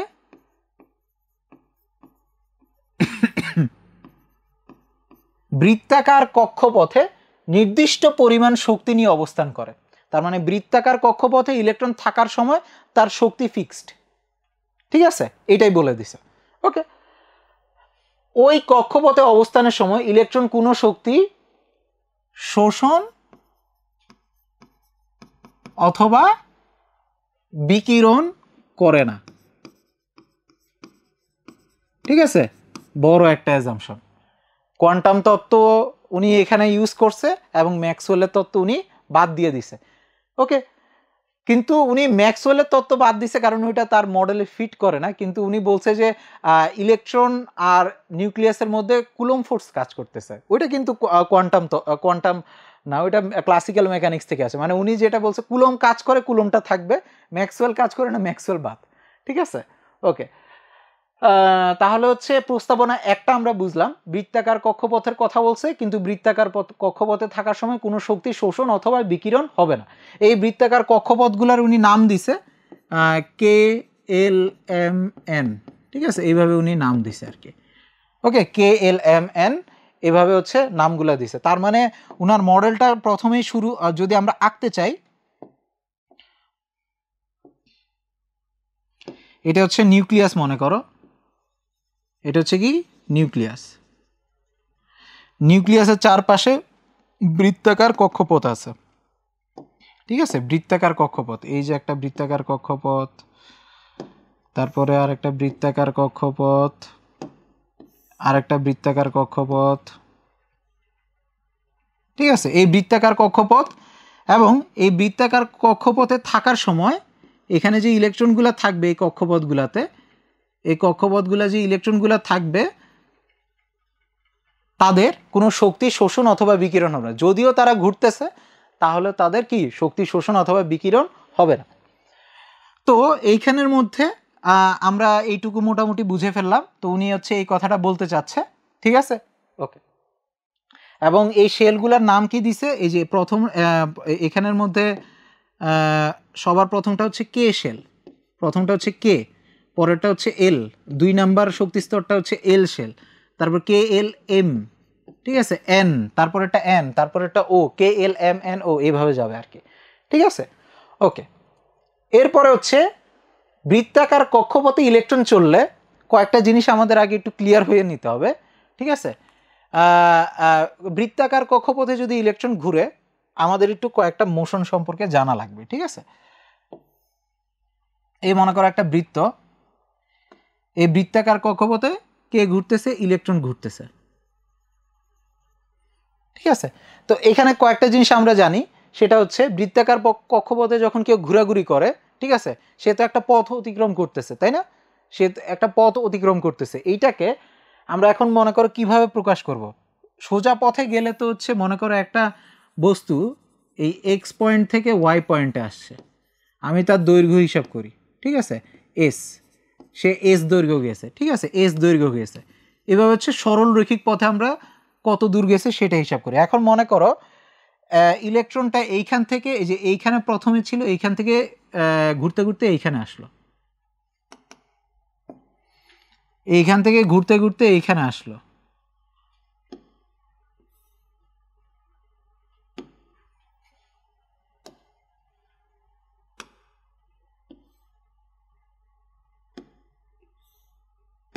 ঠিক আছে, এইখান থেকে ঘুরতে ঘুরতে এইখানে আসলো। তাহলে এই যে অতিক্রান্ত দূরত্ব, এটাকে আমরা কোণ দিয়ে প্রকাশ করি, থিটা, এটাকে আমরা কোণ দিয়ে প্রকাশ করি। তার মানে বৃত্তাকার পথে অতিক্রান্ত দূরত্বকে আমরা কোণ দিয়ে প্রকাশ করি, থিটা, ঠিক আছে, থিটা। আর আমরা এইখানে রৈখিক দৈর্ঘ্যটা হচ্ছে এই যে বৃত্তচাপ, এইটুকু হচ্ছে রৈখিক দূরত্ব এস। এস আমরা ইজিলি বের করতে পারি। আমরা জানি বৃত্তচাপের সাথে কোণের সম্পর্ক হচ্ছে S equal to R theta, ঠিক আছে। রেডিয়ানের সংজ্ঞা অনুসারে এস ইকুয়াল টু কি, আর থিটা, আর কি এই ব্যাসার্ধ, ওকে। তাহলে ব্যাসার্ধ, ওকে। তাহলে থিটা সমান কি, এস বাই আর, থিটা সমান হচ্ছে এস বাই আর, ওকে। এটা হচ্ছে কৌণিক দূরত্ব, থিটাকে আমরা বলি হচ্ছে কৌণিক দূরত্ব, অ্যাঙ্গুলার ডিস্টেন্স, ঠিক আছে। কত কোণ তৈরি করতেছে সেটাকে আমরা বলি কৌণিক দূরত্ব, বৃত্তাকার পথে কত কোণ গেছে। আচ্ছা, এখন এই কৌণিক দূরত্ব থিটা, ওকে, এই থিটাকে যদি আমরা টি দিয়ে ভাগ করি, হ্যাঁ, একক সময় কত দূর গেল, তাই না, থিটা বাই টি মানে কি, একক সময় কত দূর গেল, এটা হচ্ছে কৌণিক বেগ, কৌণিক দূরত্ব। আর এটাকে আমরা বলি কৌণিক বেগ, ডাব্লিউ, ওমেগা, ওমেগা, ওমেগা মানে কি, একক সময় কত দূর গেল, একক সময়ে কত দূর গেল, ঠিক আছে। এইটা সমান হচ্ছে তাহলে থিটার মানে কি, এস বাই আর টি। আচ্ছা, এস বাই টি মানে কি, এস বাই টি মানে হচ্ছে সরণ বাই সময় বেগ, ভি বাই আর। ভিটা হচ্ছে রৈখিক বেগ, ভিটা কি, ভি হচ্ছে রৈখিক বেগ, রৈখিক বেগ। আর ওমেগাটা কি, কৌণিক বেগ, এটাকে কৌণিক বেগও বলে, আবার কৌণিক কম্পাঙ্কও বলে,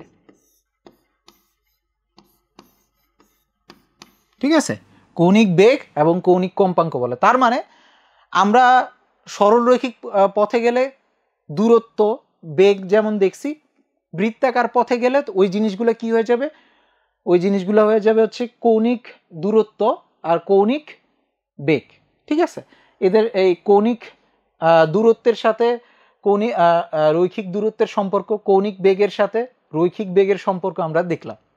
ঠিক আছে, এটার ওমেগার আরও একটা সুন্দর ইকুয়েশন আছে, সেটা হচ্ছে এই একটা বৃত্তাকার পথে, ঠিক আছে, এই পুরা বৃত্ত ঘুরতে যে সময় লাগে, একটা বৃত্তাকার পথ পুরোটা পাড়ি দিতে যে সময় লাগে ওইটাকে বলে পর্যায়কাল, ক্যাপিটাল টি। ওইটাকে কি বলে? পর্যায়কাল, ক্যাপিটাল টি। ওকে, তাহলে এখানে দেখো ওমেগা মানে কি? থিটা বাই টি, তাই না? তো দেখো এই পুরাটা ঘুরতে তার কত কোণ সে অতিক্রম করবে? 360 ডিগ্রি অতিক্রম করবে। এই পুরা বৃত্ত ঘুরলে কত ডিগ্রি অতিক্রম করে? 360। 360কে রেডিয়ানে কি লেখে? টুয়াইস পাই। টুয়াইস পাই অতিক্রম করতে তার কত সময় লাগছে? এক পর্যায়কাল। পর্যায়কালকে লিখে আমরা ক্যাপিটাল টি দিয়ে। ঠিক আছে, পুরো একটা বৃত্তাকার পথ অতিক্রম করতে যে সময়টা লাগে তাকে আমরা বলি হচ্ছে পর্যায়কাল। তাহলে এই কৌণিক বেগ সমান কি? Twice pi by T. আর তোমরা অলরেডি আই থিঙ্ক জানো 1/t = হচ্ছে কম্পাঙ্ক। 1/t সমান কি? কম্পাঙ্ক। পর্যায়কালের উল্টাকে আমরা বলি হচ্ছে কম্পাঙ্ক। ঠিক আছে, মানে হচ্ছে পর্যায়কাল হিসাব করে কি একবার ঘুরতে কত সময় লাগে, আর কম্পাঙ্ক হিসাব করে হচ্ছে প্রতি সেকেন্ডে কয়বার ঘুরলো। ঠিক আছে, তো এই 1/t এটাকে আমরা কি লিখতে পারি? টুয়াইস পাই বাই টিকে টুয়াইস পাই এফও লিখতে পারি। টুয়াইস পাই বাই টিকে কি লিখতে পারি? টুয়াইস পাই এফও লিখতে পারি। ঠিক আছে, তাহলে এটা হচ্ছে কৌণিক বেগের আমাদের ইনিশিয়াল হিসাব নিকাশ। ওকে, কৌণিক বেগের হিসাব নিকাশ।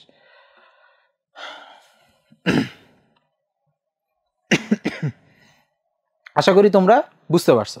ওকে, এরপরে তোমরা এই জিনিসগুলো নিয়ে আগে ফিজিক্সের 3rd চ্যাপ্টারে অলরেডি মানে তোমরা যদি দেখে আসো জানার কথা। তার মানে আমরা কয়েকটা জিনিস ঠিক করলাম, সেটা হচ্ছে কৌণিক বেগ সমান কি? টুয়াইস পাই এফ হইতে পারে। ঠিক আছে, টুয়াইস পাই এফ হইতে পারে। ঠিক আছে, কৌণিক বেগ।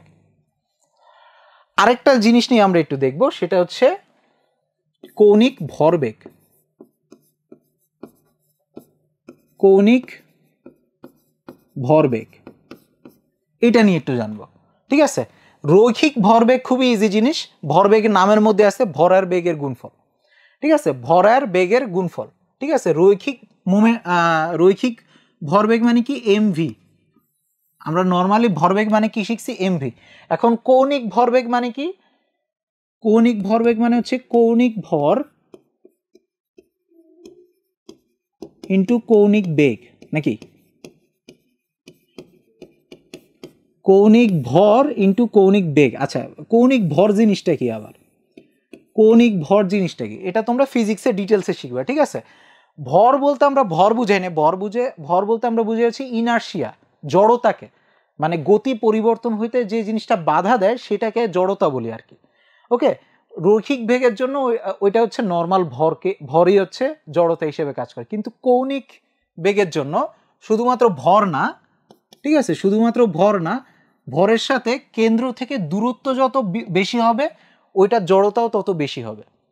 তার মানে রৈখিক বেগের জন্য শুধুমাত্র ভরটাই বেগের পরিবর্তনটাকে বাধা দেয়, কিন্তু কৌণিক বেগের জন্য ভরের পাশাপাশি এই কেন্দ্র থেকে যে দূরত্ব, ব্যাসার্ধ, এটারও একটা ইম্প্যাক্ট আছে। তুমি চিন্তা করো যে একটা জিনিস তোমার হচ্ছে একটা সুতা, তুমি যদি ছোট দৈর্ঘ্য নিয়ে ছোট একটা সুতাকে নিয়ে ঘুরাইতে পারবা, কিন্তু সুতাটা যদি বড় হয় ঘুরাইতে কিন্তু বেশি কষ্ট হবে, ঘুরানোর জন্য কিন্তু বেশি শক্তি লাগবে, তোমার বেশি কষ্ট হবে। তার মানে কি? ব্যাসার্ধ তুমি বাড়ায় দিলে কি হবে? ওইটা জড়তা বেড়ে যাবে। তো এই জন্য কৌণিক ভর বলতে আমরা বুঝাই হচ্ছে অ্যাকচুয়ালি mr²। শুধুমাত্র ভর না, ভরের সাথে ব্যাসার্ধের r² গুণফল।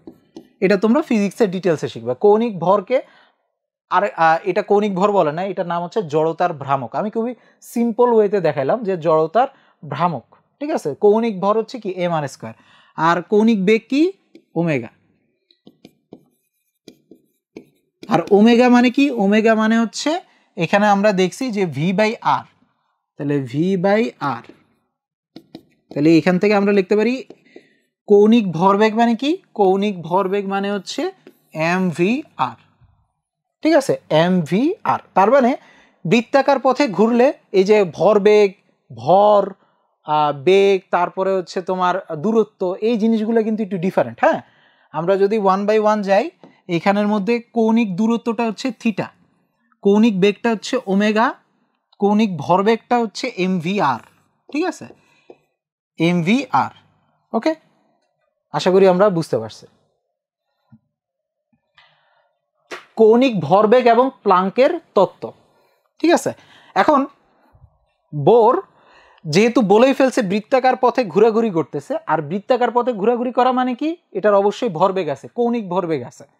এখন হচ্ছে উনি এই কৌণিক ভরবেগের সাথে প্লাঙ্কের সূত্র থেকে কৌণিক ভরবেগের ইকুয়েশনটা আনবে। ব্যাপারটা বোঝা গেছে? প্লাঙ্কের সূত্রটা কি? প্লাঙ্কের সূত্রটা ছিল হচ্ছে ইকুয়াল টু hf। এটা হচ্ছে একটা ফোটনের জন্য, একটা ফোটনের জন্য ইকুয়াল টু hf। n সংখ্যক ফোটনের জন্য এখানে n চলে আসবে।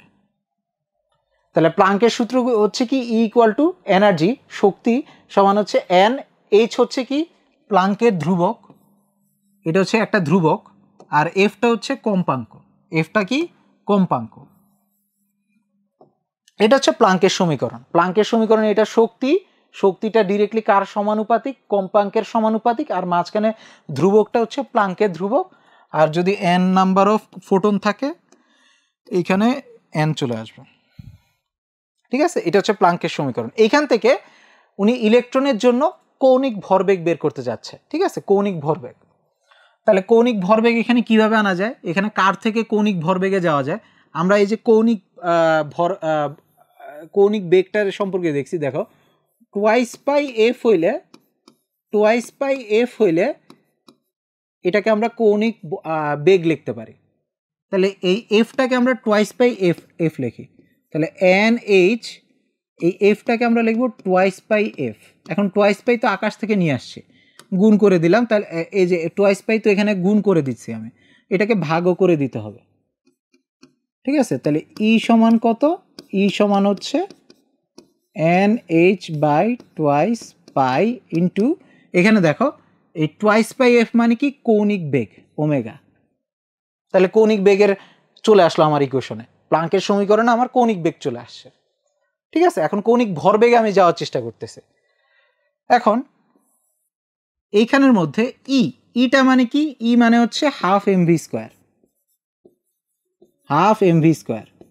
হ্যাঁ, গতি আমরা হচ্ছে ইলেকট্রনের গতি শক্তি দিয়ে আমরা লিখলাম যে হাফ এমভি স্কোয়ার, শক্তিটা মানে কি হাফ এমভি স্কোয়ার, গতি শক্তি মানে কি হাফ এমভি স্কোয়ার, গতি শক্তি হচ্ছে হাফ এমভি স্কোয়ার, ঠিক আছে। তারপরে এই ওমেগা সমান কি আমরা জানি ভি বাই আর, ওমেগা সমান আমরা একটু আগে দেখছি ভি বাই আর। তাহলে এই যে এই ভি আর ভি কাটাকাটি যাবে, তাহলে এখানে কি আসে হাফ এম, এই ভি কাটা গেলে গেল ভি, আর আরটা এই পাশে নিয়ে আসবো, half M V R equal to N H by twice pi. এটা হচ্ছে উনি আসলো প্লাঙ্কের সমীকরণ থেকে।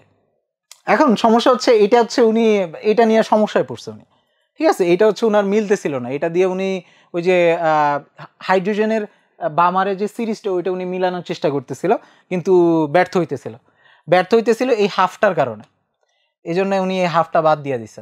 তো দেখো উনি যেই জায়গায় সমস্যা হচ্ছে ওইটা উনি বাদ দিয়ে দিতেছে, ঠিক আছে। এই হাফটা উনার সমস্যা করতেছিল, উনি বাদ দিয়ে দিছে, ওইটা পরে উনি ব্যাখ্যা দিছে।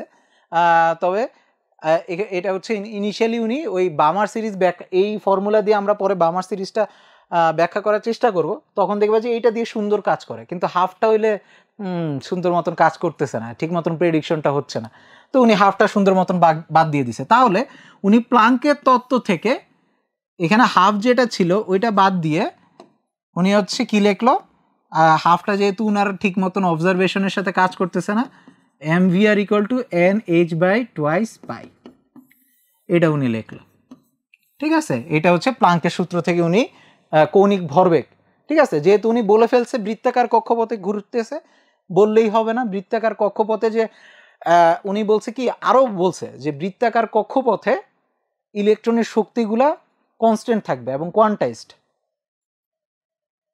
তাহলে এই যে কৌণিক ভরবেগগুলা দেখো সবগুলা কি এই এইচ বাই টোয়াইস পাই এর গুণিতক এম ভি আর, এখানের মধ্যে এনটা হচ্ছে কি ইন্টিজার, এন এর ভ্যালু যে কোনো পূর্ণ সংখ্যা হবে 1 2 3 4, আর এইচ বাই টোয়াইস পাইটা কি একটা কনস্ট্যান্ট। তার মানে দেখো তো এই ইলেকট্রনের ভরবেগ, পরমাণুতে ইলেকট্রনের ভরবেগ এই h/2 এর গুণিতক, মানে যে কোনো ভ্যালু হইতে পারবে না, হয় 1 × h/2 হবে, না হলে 2 × h/2 হবে, না হলে 3 × h/2। তার মানে কি কয়েকটা নির্দিষ্ট ভ্যালু হচ্ছে, যে কোনো ভ্যালু হইতে পারবে না। তার মানে কৌণিক ভরবেগটাও কি হয়ে যাচ্ছে, কোয়ান্টাইজড। ব্যাপারটা বুঝা গেছে? তো এটা হচ্ছে ওনার প্রস্তাবনা 2-এ ছিল যে প্রতিটি স্থির কক্ষপথে ইলেকট্রনের কৌণিক ভরবেগ কত, mvr = nh/2π। ঠিক আছে, এটা হচ্ছে হাফ প্লাঙ্কের সমীকরণ থেকে আসছে, হাফ হচ্ছে উনি অবজারভেশন, মানে ওই হাইড্রোজেনের স্পেকট্রাম মিলাইতে গিয়ে ওই হাফটা বাদ দিয়ে দিছে। তো উনার কাছে ইকুয়েশন আছে mvr = nh/2π। এটা কি বোঝায়, এই যে ইলেকট্রনের কৌণিক ভরবেগটা আছে এটা হচ্ছে কয়েকটা নির্দিষ্ট ভ্যালু হইতে পারবে, হয় h/2π অথবা এর গুণিতক 2 × h/2π, 3 × h/2π। তার মানে কি এই গুণিতক ভ্যালু হবে, যে কোনো ভ্যালু হইতে পারবে না। ঠিক আছে, ওকে।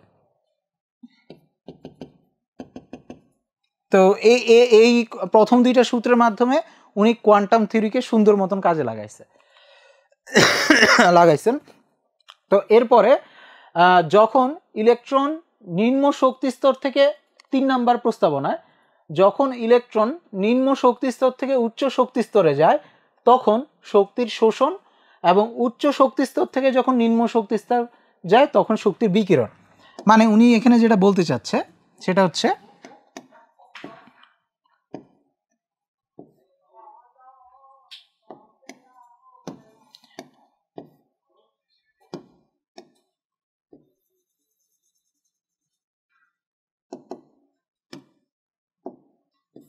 এ একটা শক্তি স্তর, এ আর একটা শক্তি স্তর, ঠিক আছে, এই যে তার দুইটা শক্তি স্তর। এখন মনে করো একটা ইলেকট্রন আছে হচ্ছে এই উপরের শক্তি স্তরে, উপরের শক্তি স্তরে। এই উপরের শক্তি স্তর থেকে ইলেকট্রনটা নিচের শক্তি স্তরে যদি চলে আসে, এইখান থেকে সে যদি এইখানে নেমে আসে, এইখান থেকে এইখানে নামার সময় সে একটা ফোটন বিকিরণ করবে, সে একটা ফোটন বিকিরণ করবে, এবং ওই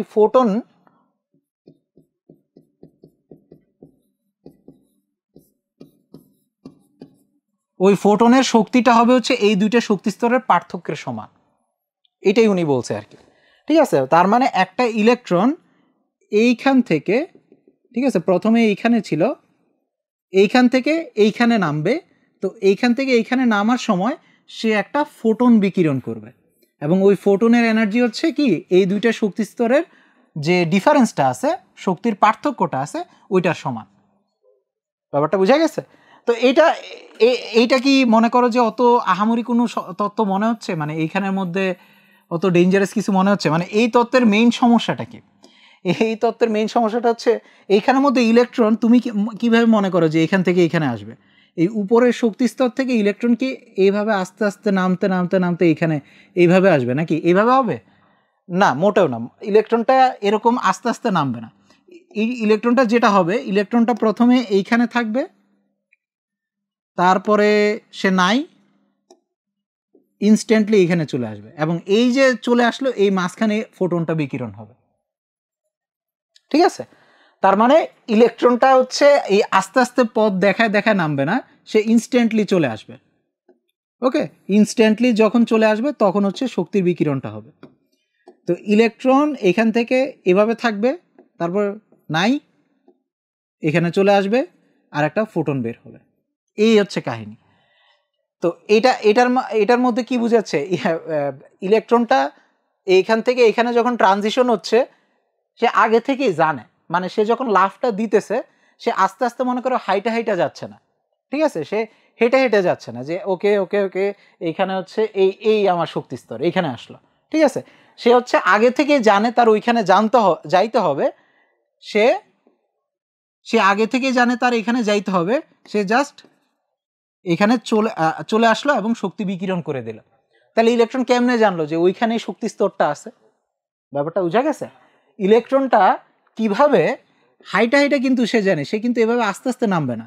সে কিভাবে নামবে, সে হচ্ছে এইখানে থাকবে, তারপরে নাই, দেখো এইখানে থাকবে, তারপরে নাই, সে এইখানে চলে আসবে, আর তার যে এক্সট্রা এনার্জিটা বাকি থাকবে ওইটা ফোটন হয়ে যাবে। তার মানে ইলেকট্রনটা আগে থেকেই জানে যে তার ওইখানে যাইতে এই পরিমাণ শক্তি বিকিরণ করবে। এখন ইলেকট্রন কিভাবে জানে?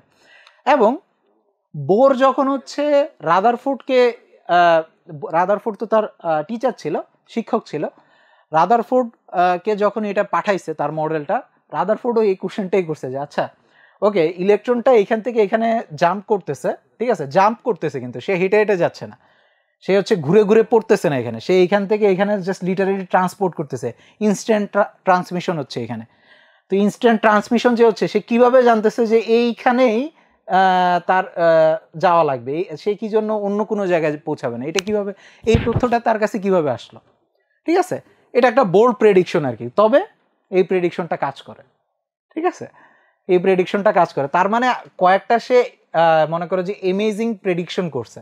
এইখানের মধ্যে সে ম্যাক্সওয়েলের বাদ দিয়ে দিছে, এইখানের মধ্যে সে ওই হাফরে বাদ দিয়ে দিছে, এইখানের মধ্যে সে হচ্ছে ইলেকট্রনরে বলছে যে তুমি আস্তে আস্তে যাবা না, তুমি জাম্প করে যাবা। ঠিক আছে, জাম্প করে যাওয়ার সময় তুমি ফোটনটা বিকিরণ করবা, এবং বিকিরিত ফোটনের এনার্জি হবে কি ওই দুইটা শক্তিস্তরের পার্থক্যের সমান।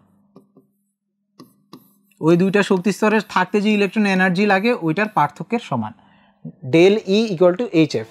ঠিক আছে, এইখানে থাকতে মনে করো E1 শক্তি লাগে, এইখানে থাকতে মনে করো E2 শক্তি লাগে, তাহলে এখানে হচ্ছে E2 minus E1 equal to H F. এটা হচ্ছে উনি বলছে। ঠিক আছে, মানে খুবই সিম্পল মনে হয় পড়াশোনা, মানে এই তত্ত্বগুলো পড়তে, কিন্তু এখানের মধ্যে কিন্তু ডিপ নলেজ আছে। ঠিক আছে, বা ডিপ অ্যাজাম্পশন আছে, অনেক জিনিস এখানে ধরে নেওয়া হয়েছে। ওকে, মানে এটা বিজ্ঞানীরা মানে এইটা ধরার কারণে হচ্ছে তার ওই হাইড্রোজেনের বর্ণালীটা উনি ব্যাখ্যা করতে পারছে। ঠিক আছে, এইটা যদি না ধরতো, যদি উনি ধরতো যে এই ইলেকট্রনটা হচ্ছে আস্তে আস্তে নামতেছে, ঘুরে এখানে ঘুরে ঘুরে এখানে আস্তে আস্তে আস্তে আস্তে আস্তে এখানে আসে, এইভাবে যদি ধরতো তাহলে কিন্তু হচ্ছে কন্টিনিউয়াস এনার্জি বিকিরণ হইতো। কন্টিনিউয়াস এনার্জি বিকিরণ হইলে তার মানে কি অবিচ্ছিন্ন বর্ণালী পাওয়া যেত। ঠিক আছে, এখান থেকে এখানে আসার সময় সবগুলা তরঙ্গ দৈর্ঘ্য সে বিকিরণ করতে পারতো, কিন্তু এখন যেহেতু সে জাম্প করতেছে, এইখান থেকে এইখানে লাভ দিতেছে, তার মানে কি সে শুধুমাত্র একটা তরঙ্গ দৈর্ঘ্য বিকিরণ করবে। ঠিক আছে, এইটার জন্যই তার ওই বর্ণালীর থিওরিটা কাজ করে। ওকে,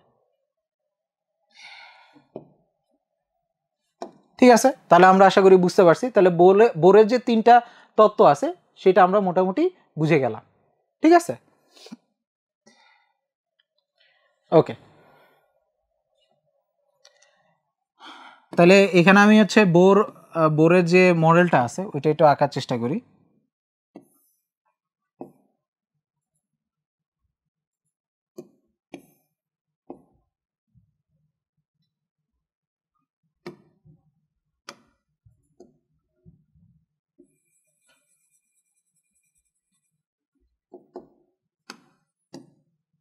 ইলেকট্রনগুলো এইখানে আছে, এইখানে, এইখানে ধরলাম আর কি। ঠিক আছে, এইটা হচ্ছে আমার বোরের মডেল। তো প্রথমত ইলেকট্রনগুলা নির্দিষ্ট শক্তির কক্ষপথে থাকবে, এবং এইখানে সে ঘোরাঘুরি করার সময় কোনো শক্তি শোষণ অথবা বিকিরণ করবে না, 1। 2, এইখানে ঘোরাঘুরি করার সময় তার কৌণিক ভরবেগ হবে h/2 এর গুণিতক, মানে n × h/2, কোয়ান্টাইজড। তারপরে 3, ইলেকট্রনগুলো যখন একটা থেকে আরেকটাতে যাবে তখন হচ্ছে বিকিরিত শক্তির পরিমাণ হবে দুইটা শক্তির পার্থক্যের সমান। ঠিক আছে, শুধুমাত্র একটা তরঙ্গ দৈর্ঘ্য বিকিরণ হবে, একটা শক্তিস্তর থেকে আরেকটা শক্তিস্তরে যাওয়ার সময় শুধুমাত্র একটা তরঙ্গ দৈর্ঘ্য বিকিরণ হবে। সে যদি এভাবে আস্তে আস্তে নামতো তাহলে কি হতো, তাহলে কন্টিনিউয়াস তরঙ্গ দৈর্ঘ্য বের হইতো। ব্যাপারটা বোঝা গেছে? ওকে, এখন হচ্ছে উনি টেস্ট করবেন আর কি। ঠিক আছে, টেস্ট করবে যে উনার মডেলটা ঠিক আছে নাকি।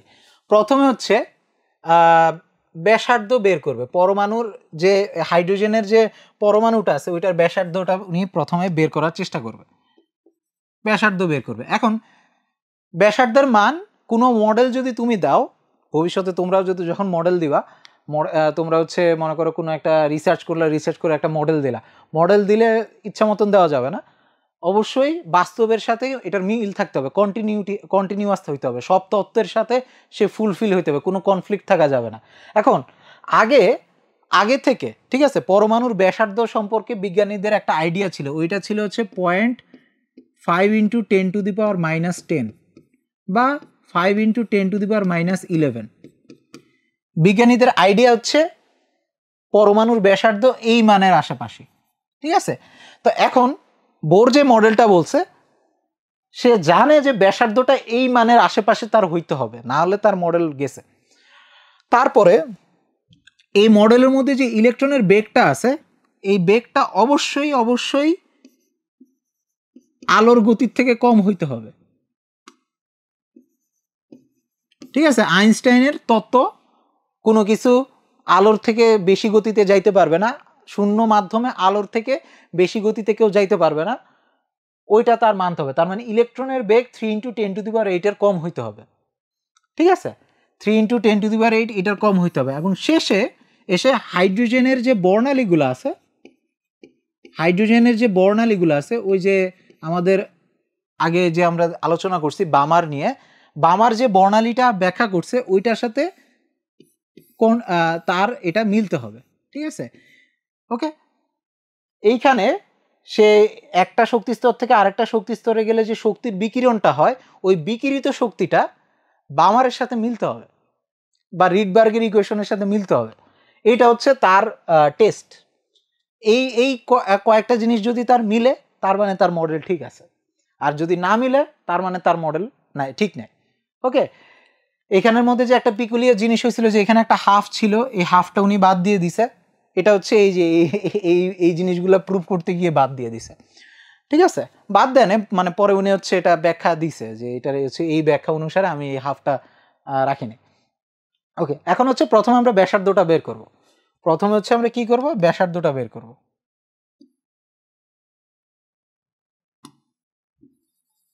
এটা হচ্ছে আমাদের নিউক্লিয়াস।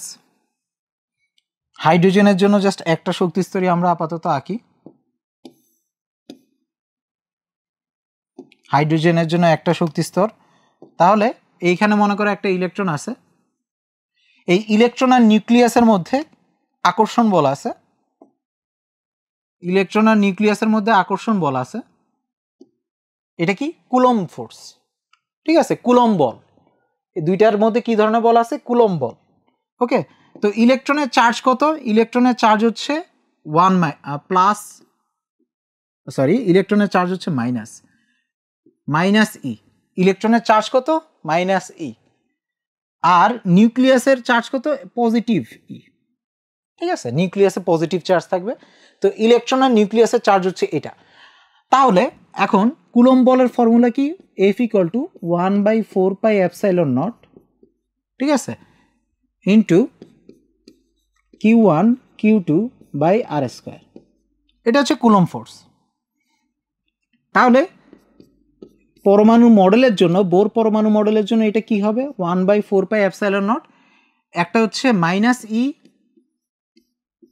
ইন্টু, আচ্ছা এখানে শুধুমাত্র মানগুলো নিয়ে আমরা কাজ করি, মাইনাস প্লাস মাইনাস নিয়ে চিন্তা না করি আপাতত। তাহলে E × E /r²। আরটা কি? এখানে আর হচ্ছে এই যে মাঝখানে যে ব্যাসার্ধটা, এই ব্যাসার্ধটা হচ্ছে আর। তাহলে ফোর্সটা কত আসে? 1/4πε0 ইন্টু E²/r², ঠিক আছে। এটা হচ্ছে নিউক্লিয়াস আর ইলেকট্রনের মধ্যে আকর্ষণ বল। নিউক্লিয়াস আর ইলেকট্রনের মধ্যে আকর্ষণ বল। ওকে, নিউক্লিয়াস আর ইলেকট্রনের মধ্যে আকর্ষণ বল, ঠিক আছে। এই আকর্ষণ বলের কারণেই তো সে ঘোরাঘুরি করতেছে। ওকে, এই আকর্ষণ বলের কারণেই সে ঘোরাঘুরি করতেছে। এখন এই আকর্ষণ বলের কারণে তার যে কেন্দ্রমুখী বল আছে, এই কেন্দ্রমুখী বলের মান হচ্ছে, তোমরা ফিজিক্সের মধ্যে পড়বা, কোনো বৃত্তাকার পথে সুষম ভি বেগে যদি কোনো একটা বস্তু ঘুরে, তাহলে তার কেন্দ্রমুখী বলের মান হচ্ছে mv²/r। এটা যে কোনো বৃত্তাকার পথে সুষম বেগে ঘূর্ণনশীল বস্তুর জন্য প্রযোজ্য। কেন্দ্রমুখী বল বৃত্তাকার পথে ঘুরলেই কেন্দ্রমুখী বল হবে কত? mv²/r। এটা আমি আর প্রুফ করব না, ঠিক আছে। এটা প্রুফ করতে সময় লাগবে, এটা ফিজিক্স ক্লাসে তোমরা প্রুফ করবে অবশ্যই। তো কেন্দ্রমুখী বল কত? mv²/r। আর ওইটা কি? এই যে কুলম্ব ফোর্সের সমান হবে, তাই না? কুলম্ব ফোর্সই তো অ্যাকচুয়ালি কেন্দ্রমুখী বলটা তৈরি করতেছে, তাহলে এই কেন্দ্রমুখী বলটা কি হবে? কুলম্ব ফোর্সের সমান হবে। এটা হচ্ছে ইলেকট্রিক্যাল লিখি, আর এটা হচ্ছে সেন্ট্রিপিটাল অ্যাট্রাকশন ফোর্স। তার মানে এই যে এই যে তোমার হচ্ছে কুলম্ব ফোর্সটাই কেন্দ্রাকর্ষী আকর্ষণ বল। ওকে, তাহলে এফ ই পজিটিভ আর নেগেটিভের আকর্ষণ বল সমান কি হবে? কেন্দ্রমুখী বল। বইয়ের মধ্যে কেন্দ্র বিমুখী বল হিসেবে এটা ব্যাখ্যা করছে, তবে কেন্দ্র বিমুখী বল বলতে কোনো বল নাই, তো এই জন্য আমরা এটাকে কেন্দ্রমুখী বল হিসেবেই আলোচনা করব। তো তোমরা জাস্ট আপাতত বুঝে নাও যে বৃত্তাকার পথে ঘুরলেই কেন্দ্রমুখী বল হচ্ছে এইটার হবেই যে কোনো কেসে। এখন এইটা কি কারণে তৈরি হচ্ছে? পজিটিভ আর নেগেটিভের আকর্ষণের কারণে। ওই পজিটিভ আর নেগেটিভের আকর্ষণ বলটা কি? এইটা। তার মানে এই দুইটা সেম। তাহলে এখান থেকে আসে হচ্ছে কি 1/4πε0 equal to E square by R square equal to mv square by R, mv square by R. ঠিক আছে, তো এখন এখান থেকে এই এম আর এই অংশটা এই পাশে নিয়ে আসি, এই পাশে নিয়ে আসি। তাহলে আচ্ছা এই পাশে ওকে 1/4πε0 ই স্কোয়ার বাই আর স্কোয়ার, আর এই পাশেরটা এই পাশে আনলে উল্টা যাবে, আর বাই এম হয়ে যাবে ইকুয়াল টু ভি স্কোয়ার। তাহলে এই পাশে আমার কি দ্বারা আলটিমেটলি 1/4πε0 ইন্টু এইখানে দেখো ই স্কোয়ার, আর আর কাটাকাটি চলে যাবে, তাহলে এম আর, এই আর কাটাকাটি চলে যাবে, তাহলে একটা আর আর এখান থেকে এখানে M equal to V square. ঠিক আছে, এটা হচ্ছে বেগের সমীকরণ আসে আর কি। ঠিক আছে, ক্লাসিক্যাল মেকানিক্স ইউজ করে। এই পর্যন্ত ক্লাসিক্যাল জিনিসপাতি হচ্ছে, কোনো অসুবিধা নাই। এখন আমরা ওই ম্যাক্স প্লাঙ্কের কোয়ান্টাম তত্ত্ব থেকে আরেকটা জিনিস জানি, সেটা হচ্ছে কি এমভিআর ইকুয়াল টু ইলেকট্রনের কৌণিক ভরবেগগুলো কি কোয়ান্টাইজড, মানে এমভিআর হচ্ছে h/2π এর গুণিতক, তাই না? এটা জানি, এটা হচ্ছে কোয়ান্টাম তত্ত্ব থেকে। এতক্ষণ যা করছি এটা হচ্ছে ক্লাসিক্যাল মেকানিক্স, এখন আমি কোয়ান্টাম তত্ত্ব এখানে ঢুকাবো। তাহলে ভি, এখান থেকে ভি এর মানটা কত আসে দেখি তো। ভি ইকুয়াল টু আসে হচ্ছে nh/2π, এখানে ভি এর সাথে এম আর আর আছে, তাহলে এম আর। ঠিক আছে, এটা হচ্ছে বোরের সেকেন্ড প্রস্তাবনা থেকে আসছে। ঠিক আছে, তাহলে এখানে হচ্ছে 1/4πε0 equal to E square by M R equal to V square. তাহলে ভি সমান এত, তাহলে ভি স্কোয়ার সমান কত? N square H square divided by 4π square equal to M R. ঠিক আছে, তো এখান থেকে দেখো দুই পাশ থেকে কাটাকাটি যায় ভালোই। এখানে প্রথমে এই 4π, এখানে 4π স্কোয়ারের মধ্যে ক্যান্সেল হয়ে যাবে, তাহলে এইখানের মধ্যে এই পাশে কি বাকি থাকবে? এই পাশে বাকি থাকবে হচ্ছে একটা পাই। 4π আর 4π স্কোয়ার কাটাকাটি গেলে শুধু এই পাশে একটা পাই বাকি থাকবে। ওকে, ভালো।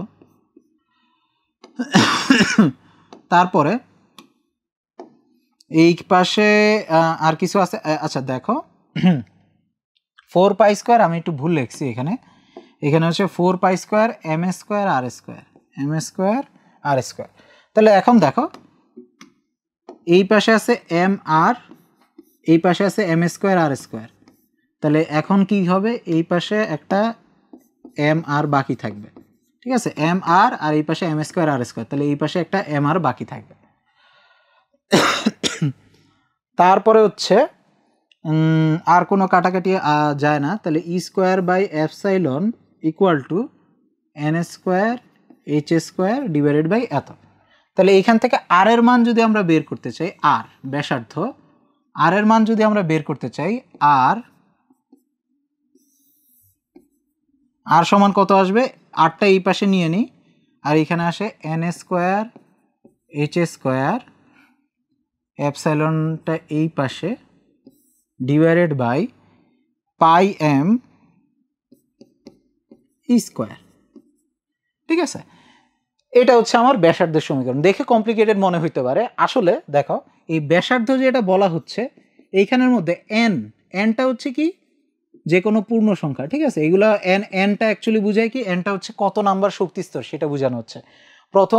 প্রথম শক্তি স্তরের জন্য মানে কে শেলের জন্য এন এর মান 1, এল এর জন্য এন এর মান 2। ঠিক আছে, শক্তি স্তর নাম্বারটা বোঝাচ্ছে। এইচ এটা কিন্তু একটা ধ্রুবক, প্লাঙ্ক ধ্রুবক। এপসাইলন নট এটা হচ্ছে কি একটা ধ্রুবক। তারপরে পাই ধ্রুবক, এম ইলেকট্রনের ভর একটা ধ্রুবক, তারপরে ই স্কোয়ার এটাও একটা ধ্রুবক। ঠিক আছে, এখন এই সবগুলা ধ্রুবকের মান বসালে একটা মান পাওয়া যাবে। ঠিক আছে, এই সবগুলা ধ্রুবকের মান যদি আমরা বসাই, এখানের মধ্যে আমি একটু লিখে রাখি, এখানের মধ্যে কার কি মান এটা একটু লিখে রাখি। এইচ হচ্ছে প্লাঙ্কের ধ্রুবক। প্লাঙ্কের ধ্রুবক কত? 6.626 ইন্টু 10⁻⁻34 জুল সেকেন্ড।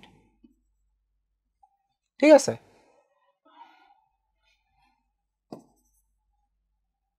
তারপরে হচ্ছে এম কত? ইলেকট্রনের ভর। এম কি? ইলেকট্রনের ভর। এটা হচ্ছে ইলেকট্রনের ভর। ইলেকট্রনের ভর কত? 9.11 ইন্টু 10⁻31 কেজি। ঠিক আছে, এটা জুল সেকেন্ডে, এটা কেজিতে।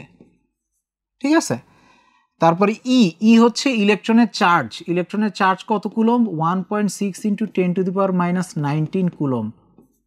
ঠিক আছে, ই এর মান হচ্ছে এইটা। তারপরে এপসাইলন নট, এপসাইলন নটের মান হচ্ছে 8.854 ইন্টু 10⁻12। ঠিক আছে, এই যে 8.8 10⁻4। তাহলে এইটার এককটা কি হবে? এইটার একক হবে হচ্ছে তোমার এপসাইলন নটটা যদি এই পাশে নেই তাহলে ফোর্সটা এই পাশে যাবে, তাহলে coulomb square per metre square per newton. ঠিক আছে, এটা হবে এইটার একক। এককগুলো ইম্পর্টেন্ট না। ঠিক আছে, এককগুলো অতটা ইম্পর্টেন্ট না, তোমাদের বলে রাখলাম যে এইগুলা হচ্ছে তোমরা যদি পরিচিত না হয়, এই সবগুলার মান কনস্ট্যান্ট এবং সবগুলার মান তোমাদের মুখস্থ থাকলে ভালো। ওকে, তো এখন যদি এই মানগুলো আমরা এখন বসাই, এখানের মধ্যে যদি বসাই 6.626 into 10⁻34 into whole square into epsilon naught হচ্ছে 8.854 into 10⁻12,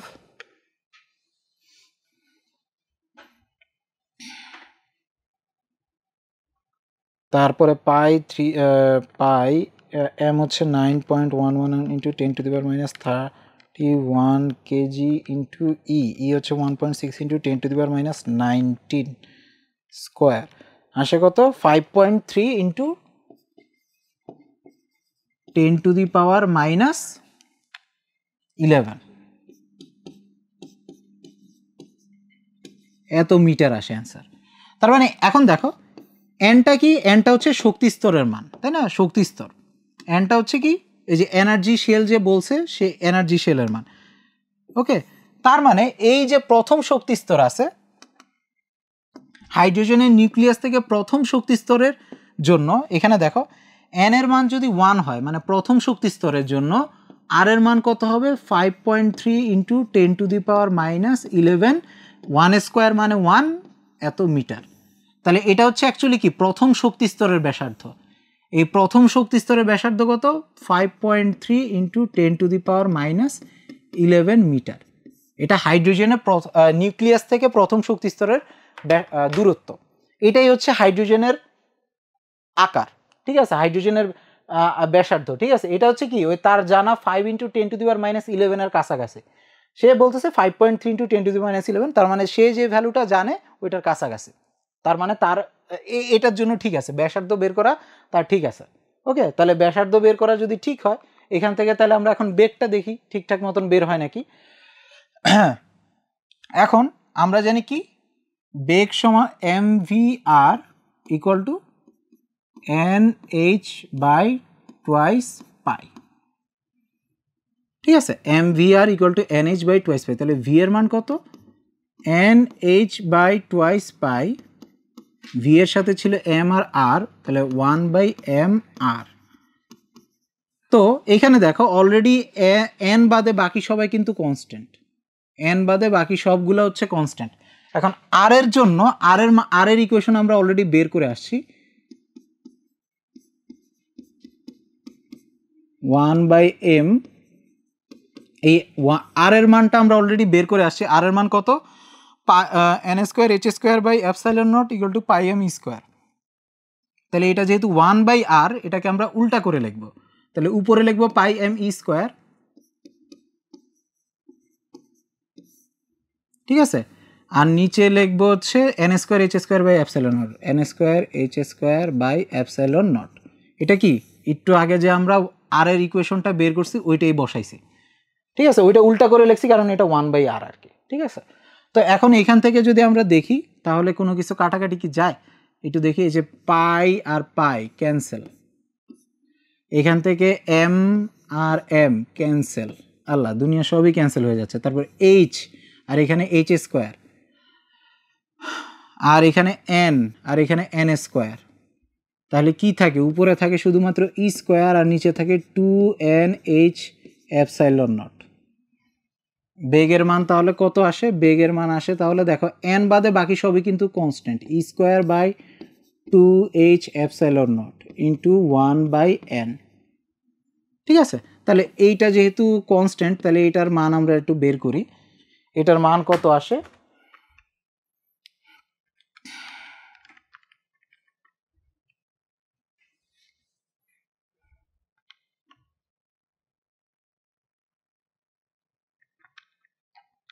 (626 into 10 to the power minus 34 into 8.854 into 10 to the power minus 12).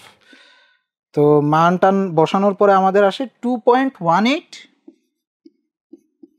into 10 to the power 6 by n, এত মিটার পার সেকেন্ড। তার মানে n-তম শক্তি স্তরে ইলেকট্রনের বেগ হচ্ছে এইটা, এই ফর্মুলা হচ্ছে n-তম শক্তি স্তরে ইলেকট্রনের বেগের ফর্মুলা, ঠিক আছে। আগের জন্য এটা হচ্ছে n-তম শক্তি স্তরে ইলেকট্রনের পরমাণুর শক্তি স্তরের ব্যাসার্ধ। তাহলে এটা হচ্ছে বেগের ফর্মুলা। এখন বেগটা দেখো কি হওয়া লাগবে? আলোর বেগের থেকে কম হইতে হবে, তার মানে 10 টু দি পাওয়ার 8 থেকে কম হবে। এটা দেখো 10 টু দি পাওয়ার 6, তার কম আছে। ওকে, তাহলে এখানেও পাস, এখানেও আমরা পাস করে, এখানেও বোর পাস হয়ে গেল, ঠিক আছে। তো বেগ আর ব্যাসার্ধ মোটামুটি ঠিক আছে, তার যে মডেল ওই মডেল অনুসারে সে খাটায় দেখছে বেগ আর ব্যাসার্ধ ঠিক আছে। তাহলে এখানে দেখো ব্যাসার্ধের সাথে শক্তি স্তরের কি সম্পর্ক? শক্তি স্তরের সাথে ব্যাসার্ধের সম্পর্ক হচ্ছে বর্গের সমানুপাতিক, ঠিক আছে। প্রথম শক্তি স্তরের তুলনায় দ্বিতীয় শক্তি স্তরের কি হবে? 4 গুণ বড় হবে, ঠিক আছে। তৃতীয় শক্তি স্তর 9 গুণ বড় হবে, দেখো n স্কোয়ার।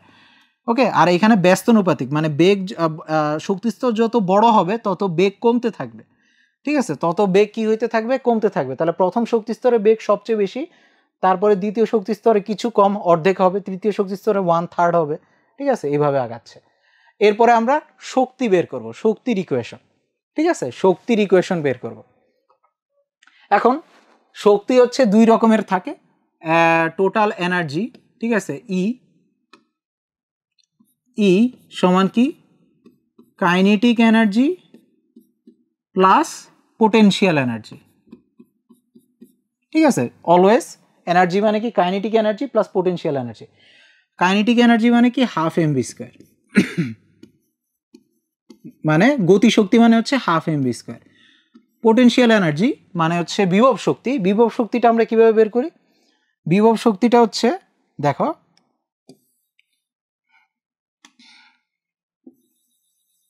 এই হচ্ছে নিউক্লিয়াস পজিটিভ ই আর electron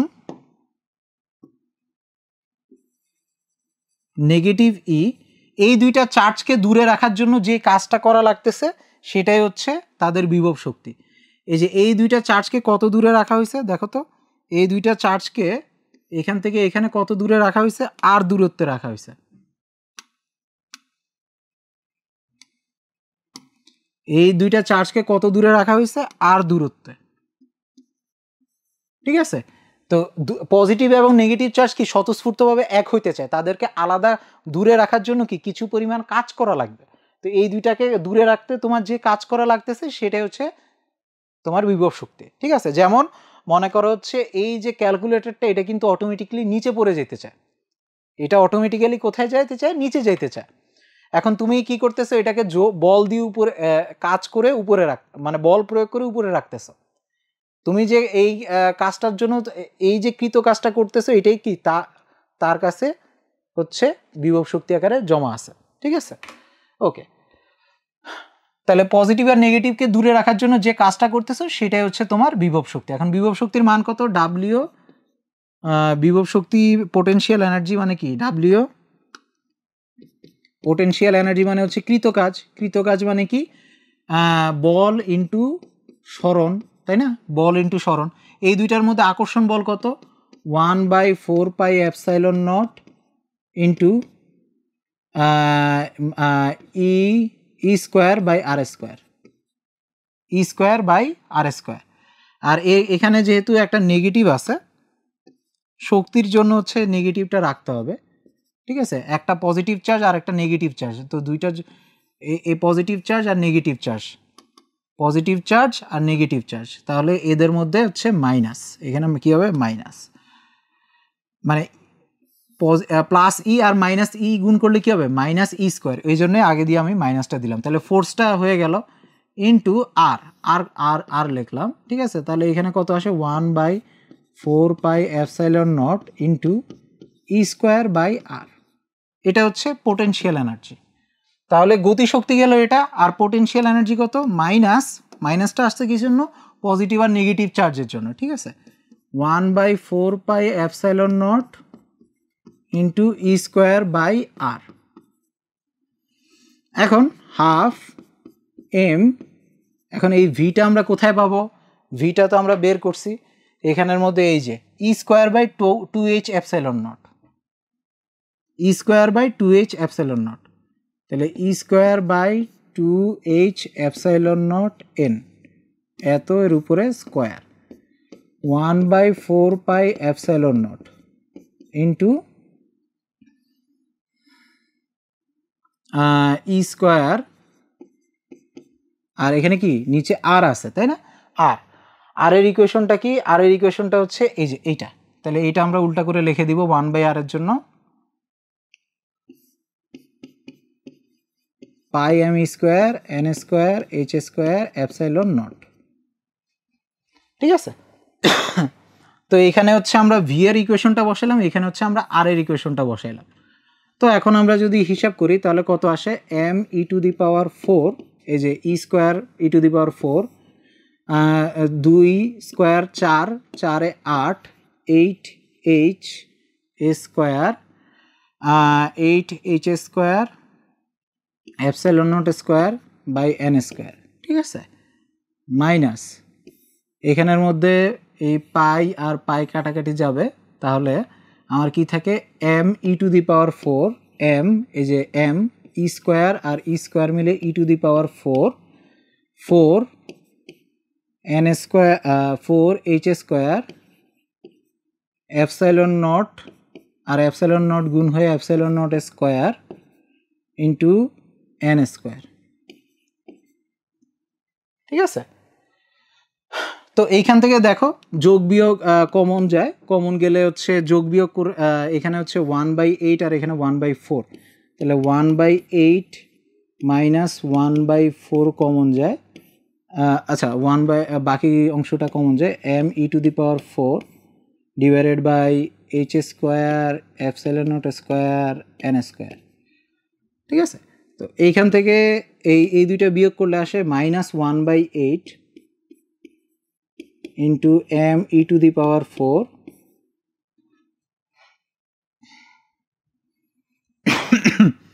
H square ε0 square N square. ঠিক আছে, এইটাই হচ্ছে আমাদের টোটাল এনার্জি, শক্তির শক্তি স্তরে ইলেকট্রনের এনার্জিটা বের করার ফর্মুলা।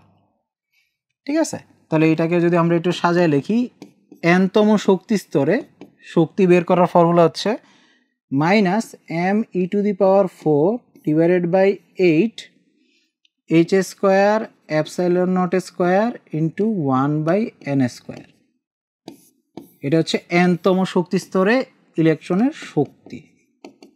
ঠিক আছে, তো এইখান থেকে আমরা যদি মান টান বসাই,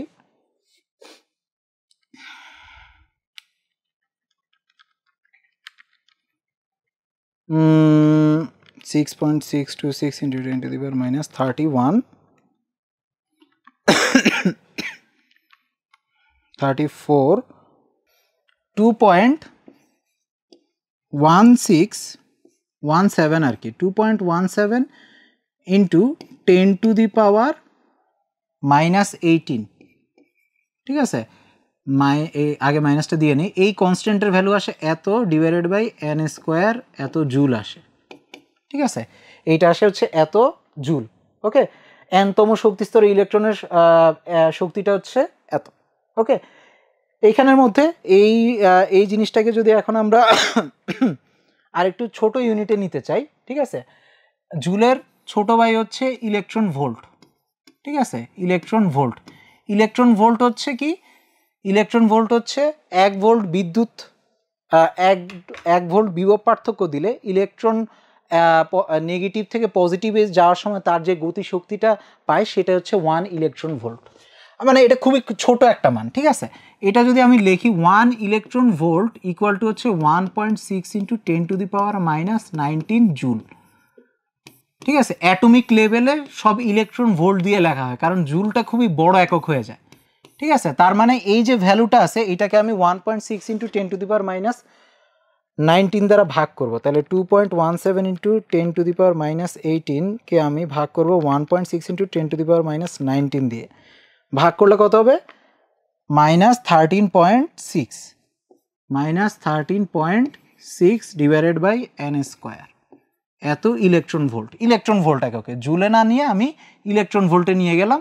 সামনে দেখবা যে ম্যাক্সিমাম কেসে তোমাদের এই কনভার্সনটা করা লাগতেছে, ইলেকট্রন ভোল্ট থেকে জুলে, জুল থেকে ইলেকট্রন ভোল্টে। ঠিক আছে, তো শক্তি স্তরের শক্তিটা কি দেখো তো, এই যে। ওকে, তাহলে এইটা কি বলতেছে আমাদেরকে? এটা বলতেছে দেখো, যত বড় শক্তি স্তরে যাব, দেখো n এর মানটা যত বাড়বে En এর মানটা তত বাড়বে, মনে হইতেছে কমবে, তাই না?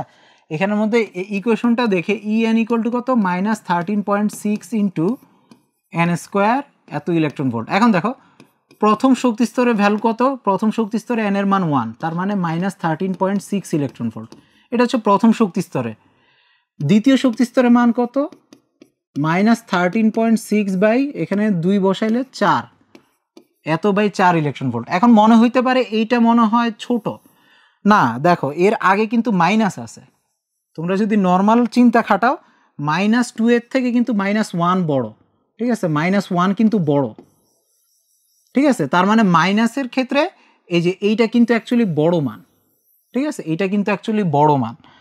ওকে, তার মানে হচ্ছে যত n² এর মান বড় হবে, যত n এর মান বড় হবে তত শক্তির মানও বড় হবে।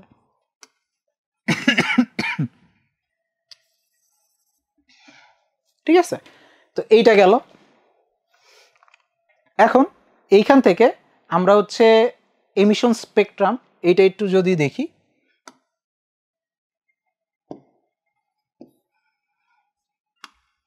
এমিশন স্পেকট্রাম মানে হচ্ছে তোমার বর্ণালী দেখার জন্য কি দুইটা শক্তিস্তর লাগবে, একটা শক্তিস্তর থেকে আরেকটা শক্তিস্তর ইলেকট্রনটা যাবে, তাই তো? এই একটা শক্তিস্তর, এই আর একটা শক্তিস্তর। এখন ইলেকট্রন হচ্ছে এই শক্তিস্তর থেকে, এই হায়ার লেভেল থেকে এই লোয়ার লেভেলে যাবে। এভাবে তো যাবে না, এইখান থেকে মনে করো যে এইখানে আসবে। এটাকে ডট ডট লাইন দিয়ে দেখাই।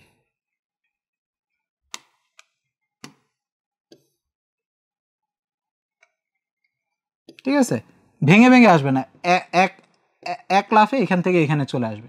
তো ইলেকট্রন যদি এখান থেকে এইখানে আসে, এটা মনে করো হায়ার এনার্জি লেভেল, আর এটা হচ্ছে লোয়ার এনার্জি লেভেল। তো EH থেকে EL এ আসার সময় তার কি হবে, ফোটন বিকিরণ হবে, শক্তি বিকিরণ করবে, তাই তো? ওকে, শক্তি বিকিরণ করবে। তাহলে ওই বোরের থার্ড তত্ত্ব অনুসারে কি, এই যে শক্তি বিকিরণ করবে, বিকিরিত শক্তির পরিমাণ হবে এই দুইটা এনার্জি লেভেলের ডিফারেন্সের সমান, এত ইকুয়াল টু এইচ এফ। ঠিক আছে, EH minus EL equal to HF। তো এখন এই EH এইটার ইকুয়েশনটা কি আসে, এই যে এখান থেকে আমরা লিখতে পারি m(e⁴ minus 8 into h square epsilon naught square n into 1/n higher energy level, এই যে এটা মনে করো NH শক্তি স্তর স্কোয়ার মাইনাস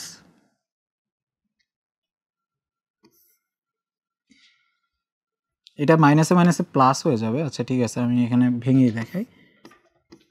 m(e⁴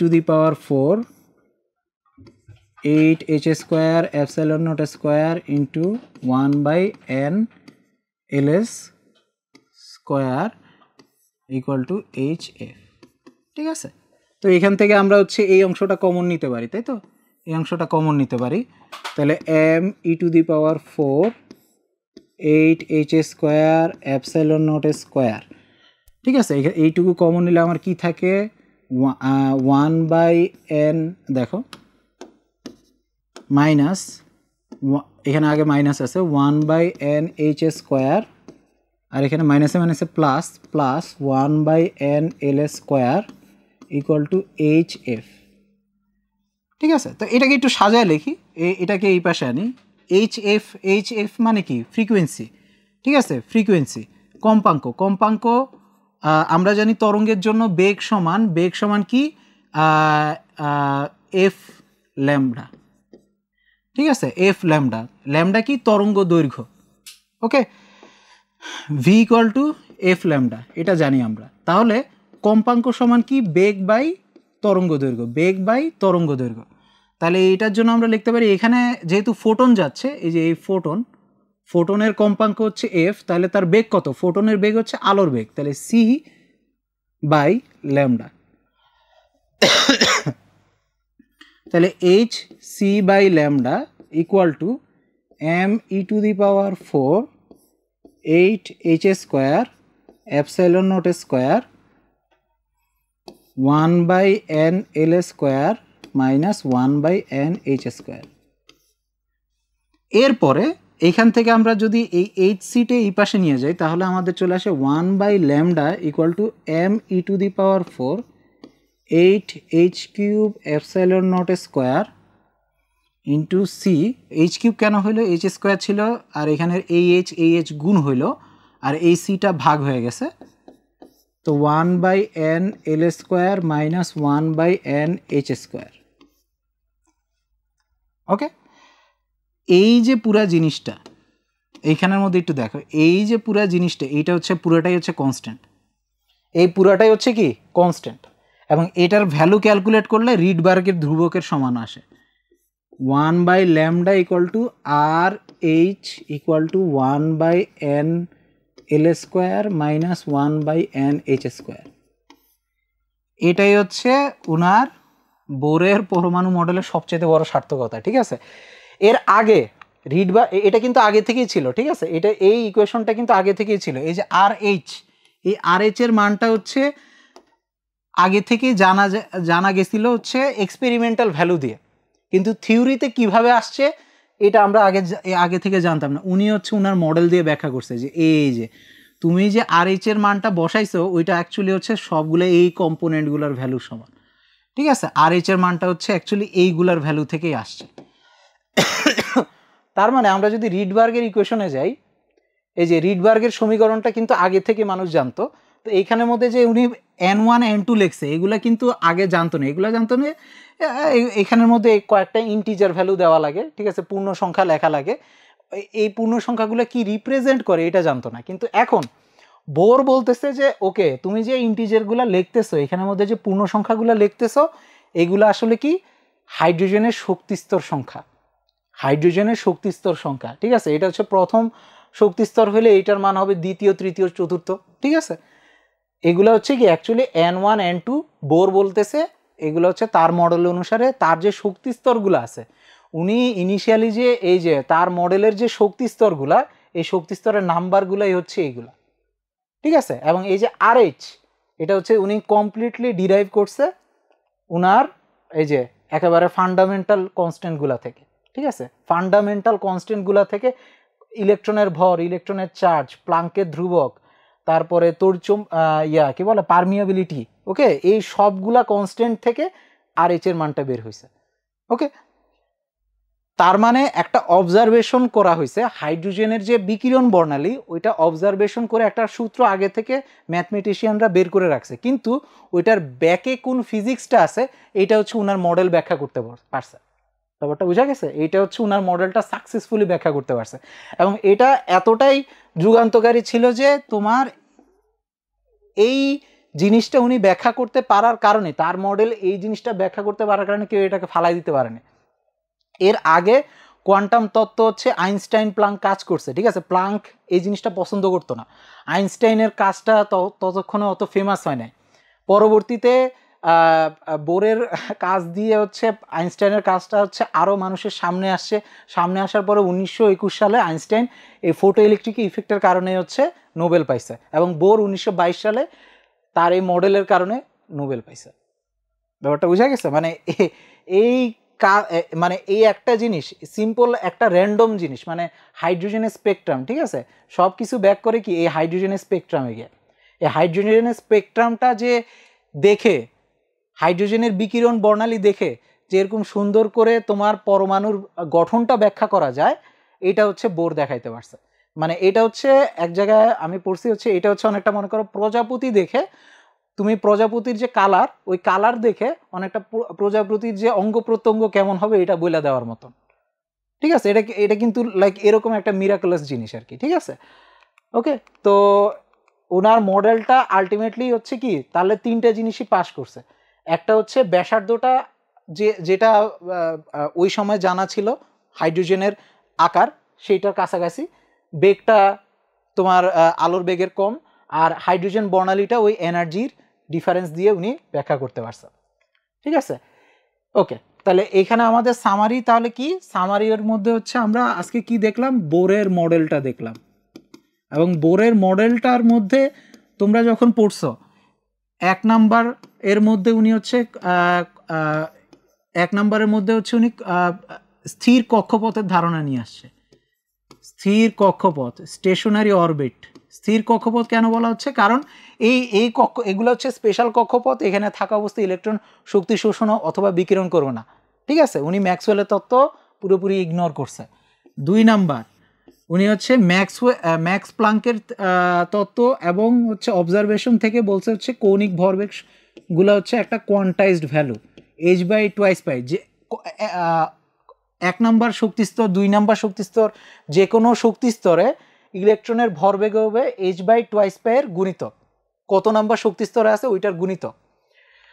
তারপরে 3 নাম্বারে উনি বলছে হচ্ছে এই যে একটা ইলেকট্রন শক্তি শোষণ অথবা বিকিরণ করবে যখন এক শক্তিস্তর থেকে আরেক শক্তিস্তরে যাবে, এক কক্ষপথ থেকে এক স্থির কক্ষপথ থেকে আরেক স্থির কক্ষপথে যখন যাবে, ঠিক আছে, হায়ার এনার্জি লেভেল থেকে যখন সে লোয়ার এনার্জি লেভেলে যাবে তখনই সে ফোটন বিকিরণ করবে, তখনই সে কি করবে, ফোটন বিকিরণ করবে। এবং এটা উনি বলেন নাই, এটা দিয়ে উনি প্রমাণ করে হচ্ছে হাইড্রোজেনের বিকিরণ বর্ণালীটা ব্যাখ্যা করছে, ঠিক আছে। তো একটা মডেলের পিছনে কত বড় বড় জিনিস এখানে তোমার অবদান রাখছে সেটা আজকে আমরা দেখে ফেললাম। তাহলে এইখানের মধ্যে বোর হচ্ছে মোটামুটি কনভিনসিংলি হাইড্রোজেনের মডেলটা ব্যাখ্যা করতে পারছে। এখন বোরের মডেলটা কি কমপ্লিট? বোর নিজেও জানতো তার মডেলটা অ্যাকচুয়ালি কমপ্লিট না, ঠিক আছে। এইখানের মধ্যে অনেক জিনিস কোশ্চেন রয়ে গেছে, এখনও ম্যাক্সওয়েলের তত্ত্ব কেন এক্স্যাক্টলি কাজ করবে না এটা এখনও রয়ে গেছে, ঠিক আছে। এখনও মনে করো যে কয়েকটা কোশ্চেন এখানের মধ্যে রয়ে গেছে। তারপরে হচ্ছে একটা ইলেকট্রন থাকলে তো আমরা এতক্ষণ ধরে সুন্দর করে ব্যাখ্যা করছি, এই সবগুলা কেসে দেখবা যে আমি একটা ইলেকট্রনের বেশি আঁকি নেই, ঠিক আছে। এই সবগুলা কেসে দেখবা যে একটা ইলেকট্রন আঁকা, একটার বেশি ইলেকট্রন হলে কি হবে এটা বোরও জানতো যে হ্যাঁ আমার মডেলটা একটার বেশি ইলেকট্রন হলে কাজ করতেছে না, ঠিক আছে, একটার বেশি ইলেকট্রন হলে কাজ করতেছে না। তো এই জিনিসগুলার উত্তর হচ্ছে পরবর্তীতে আমরা জানতে পারবো, এবং ওইগুলার জন্য হচ্ছে পরবর্তীতে এটার মধ্যে হচ্ছে অর্ধেক কোয়ান্টাম মেকানিক্স, অর্ধেক হচ্ছে তোমার কি ক্লাসিক্যাল মেকানিক্স, যে কুলম্বের সূত্র ইউজ হয়েছে, কিন্তু পরবর্তীতে আমরা পুরোপুরিভাবে কোয়ান্টাম মেকানিক্সে চলে যাব। এইটাই হচ্ছে এইটার সূচনাটা করে ফেলছে। ঠিক আছে, তো সবাইকে আজকের এই লেকচারটা দেখার জন্য সবাইকে ধন্যবাদ। আশা করি সবাই কোনো না কোনোভাবে উপকৃত হয়েছে। যদি কোনো কোশ্চেন থাকে অবশ্যই জানাবা, আমরা উত্তর দেওয়ার চেষ্টা করব। সবাইকে ধন্যবাদ।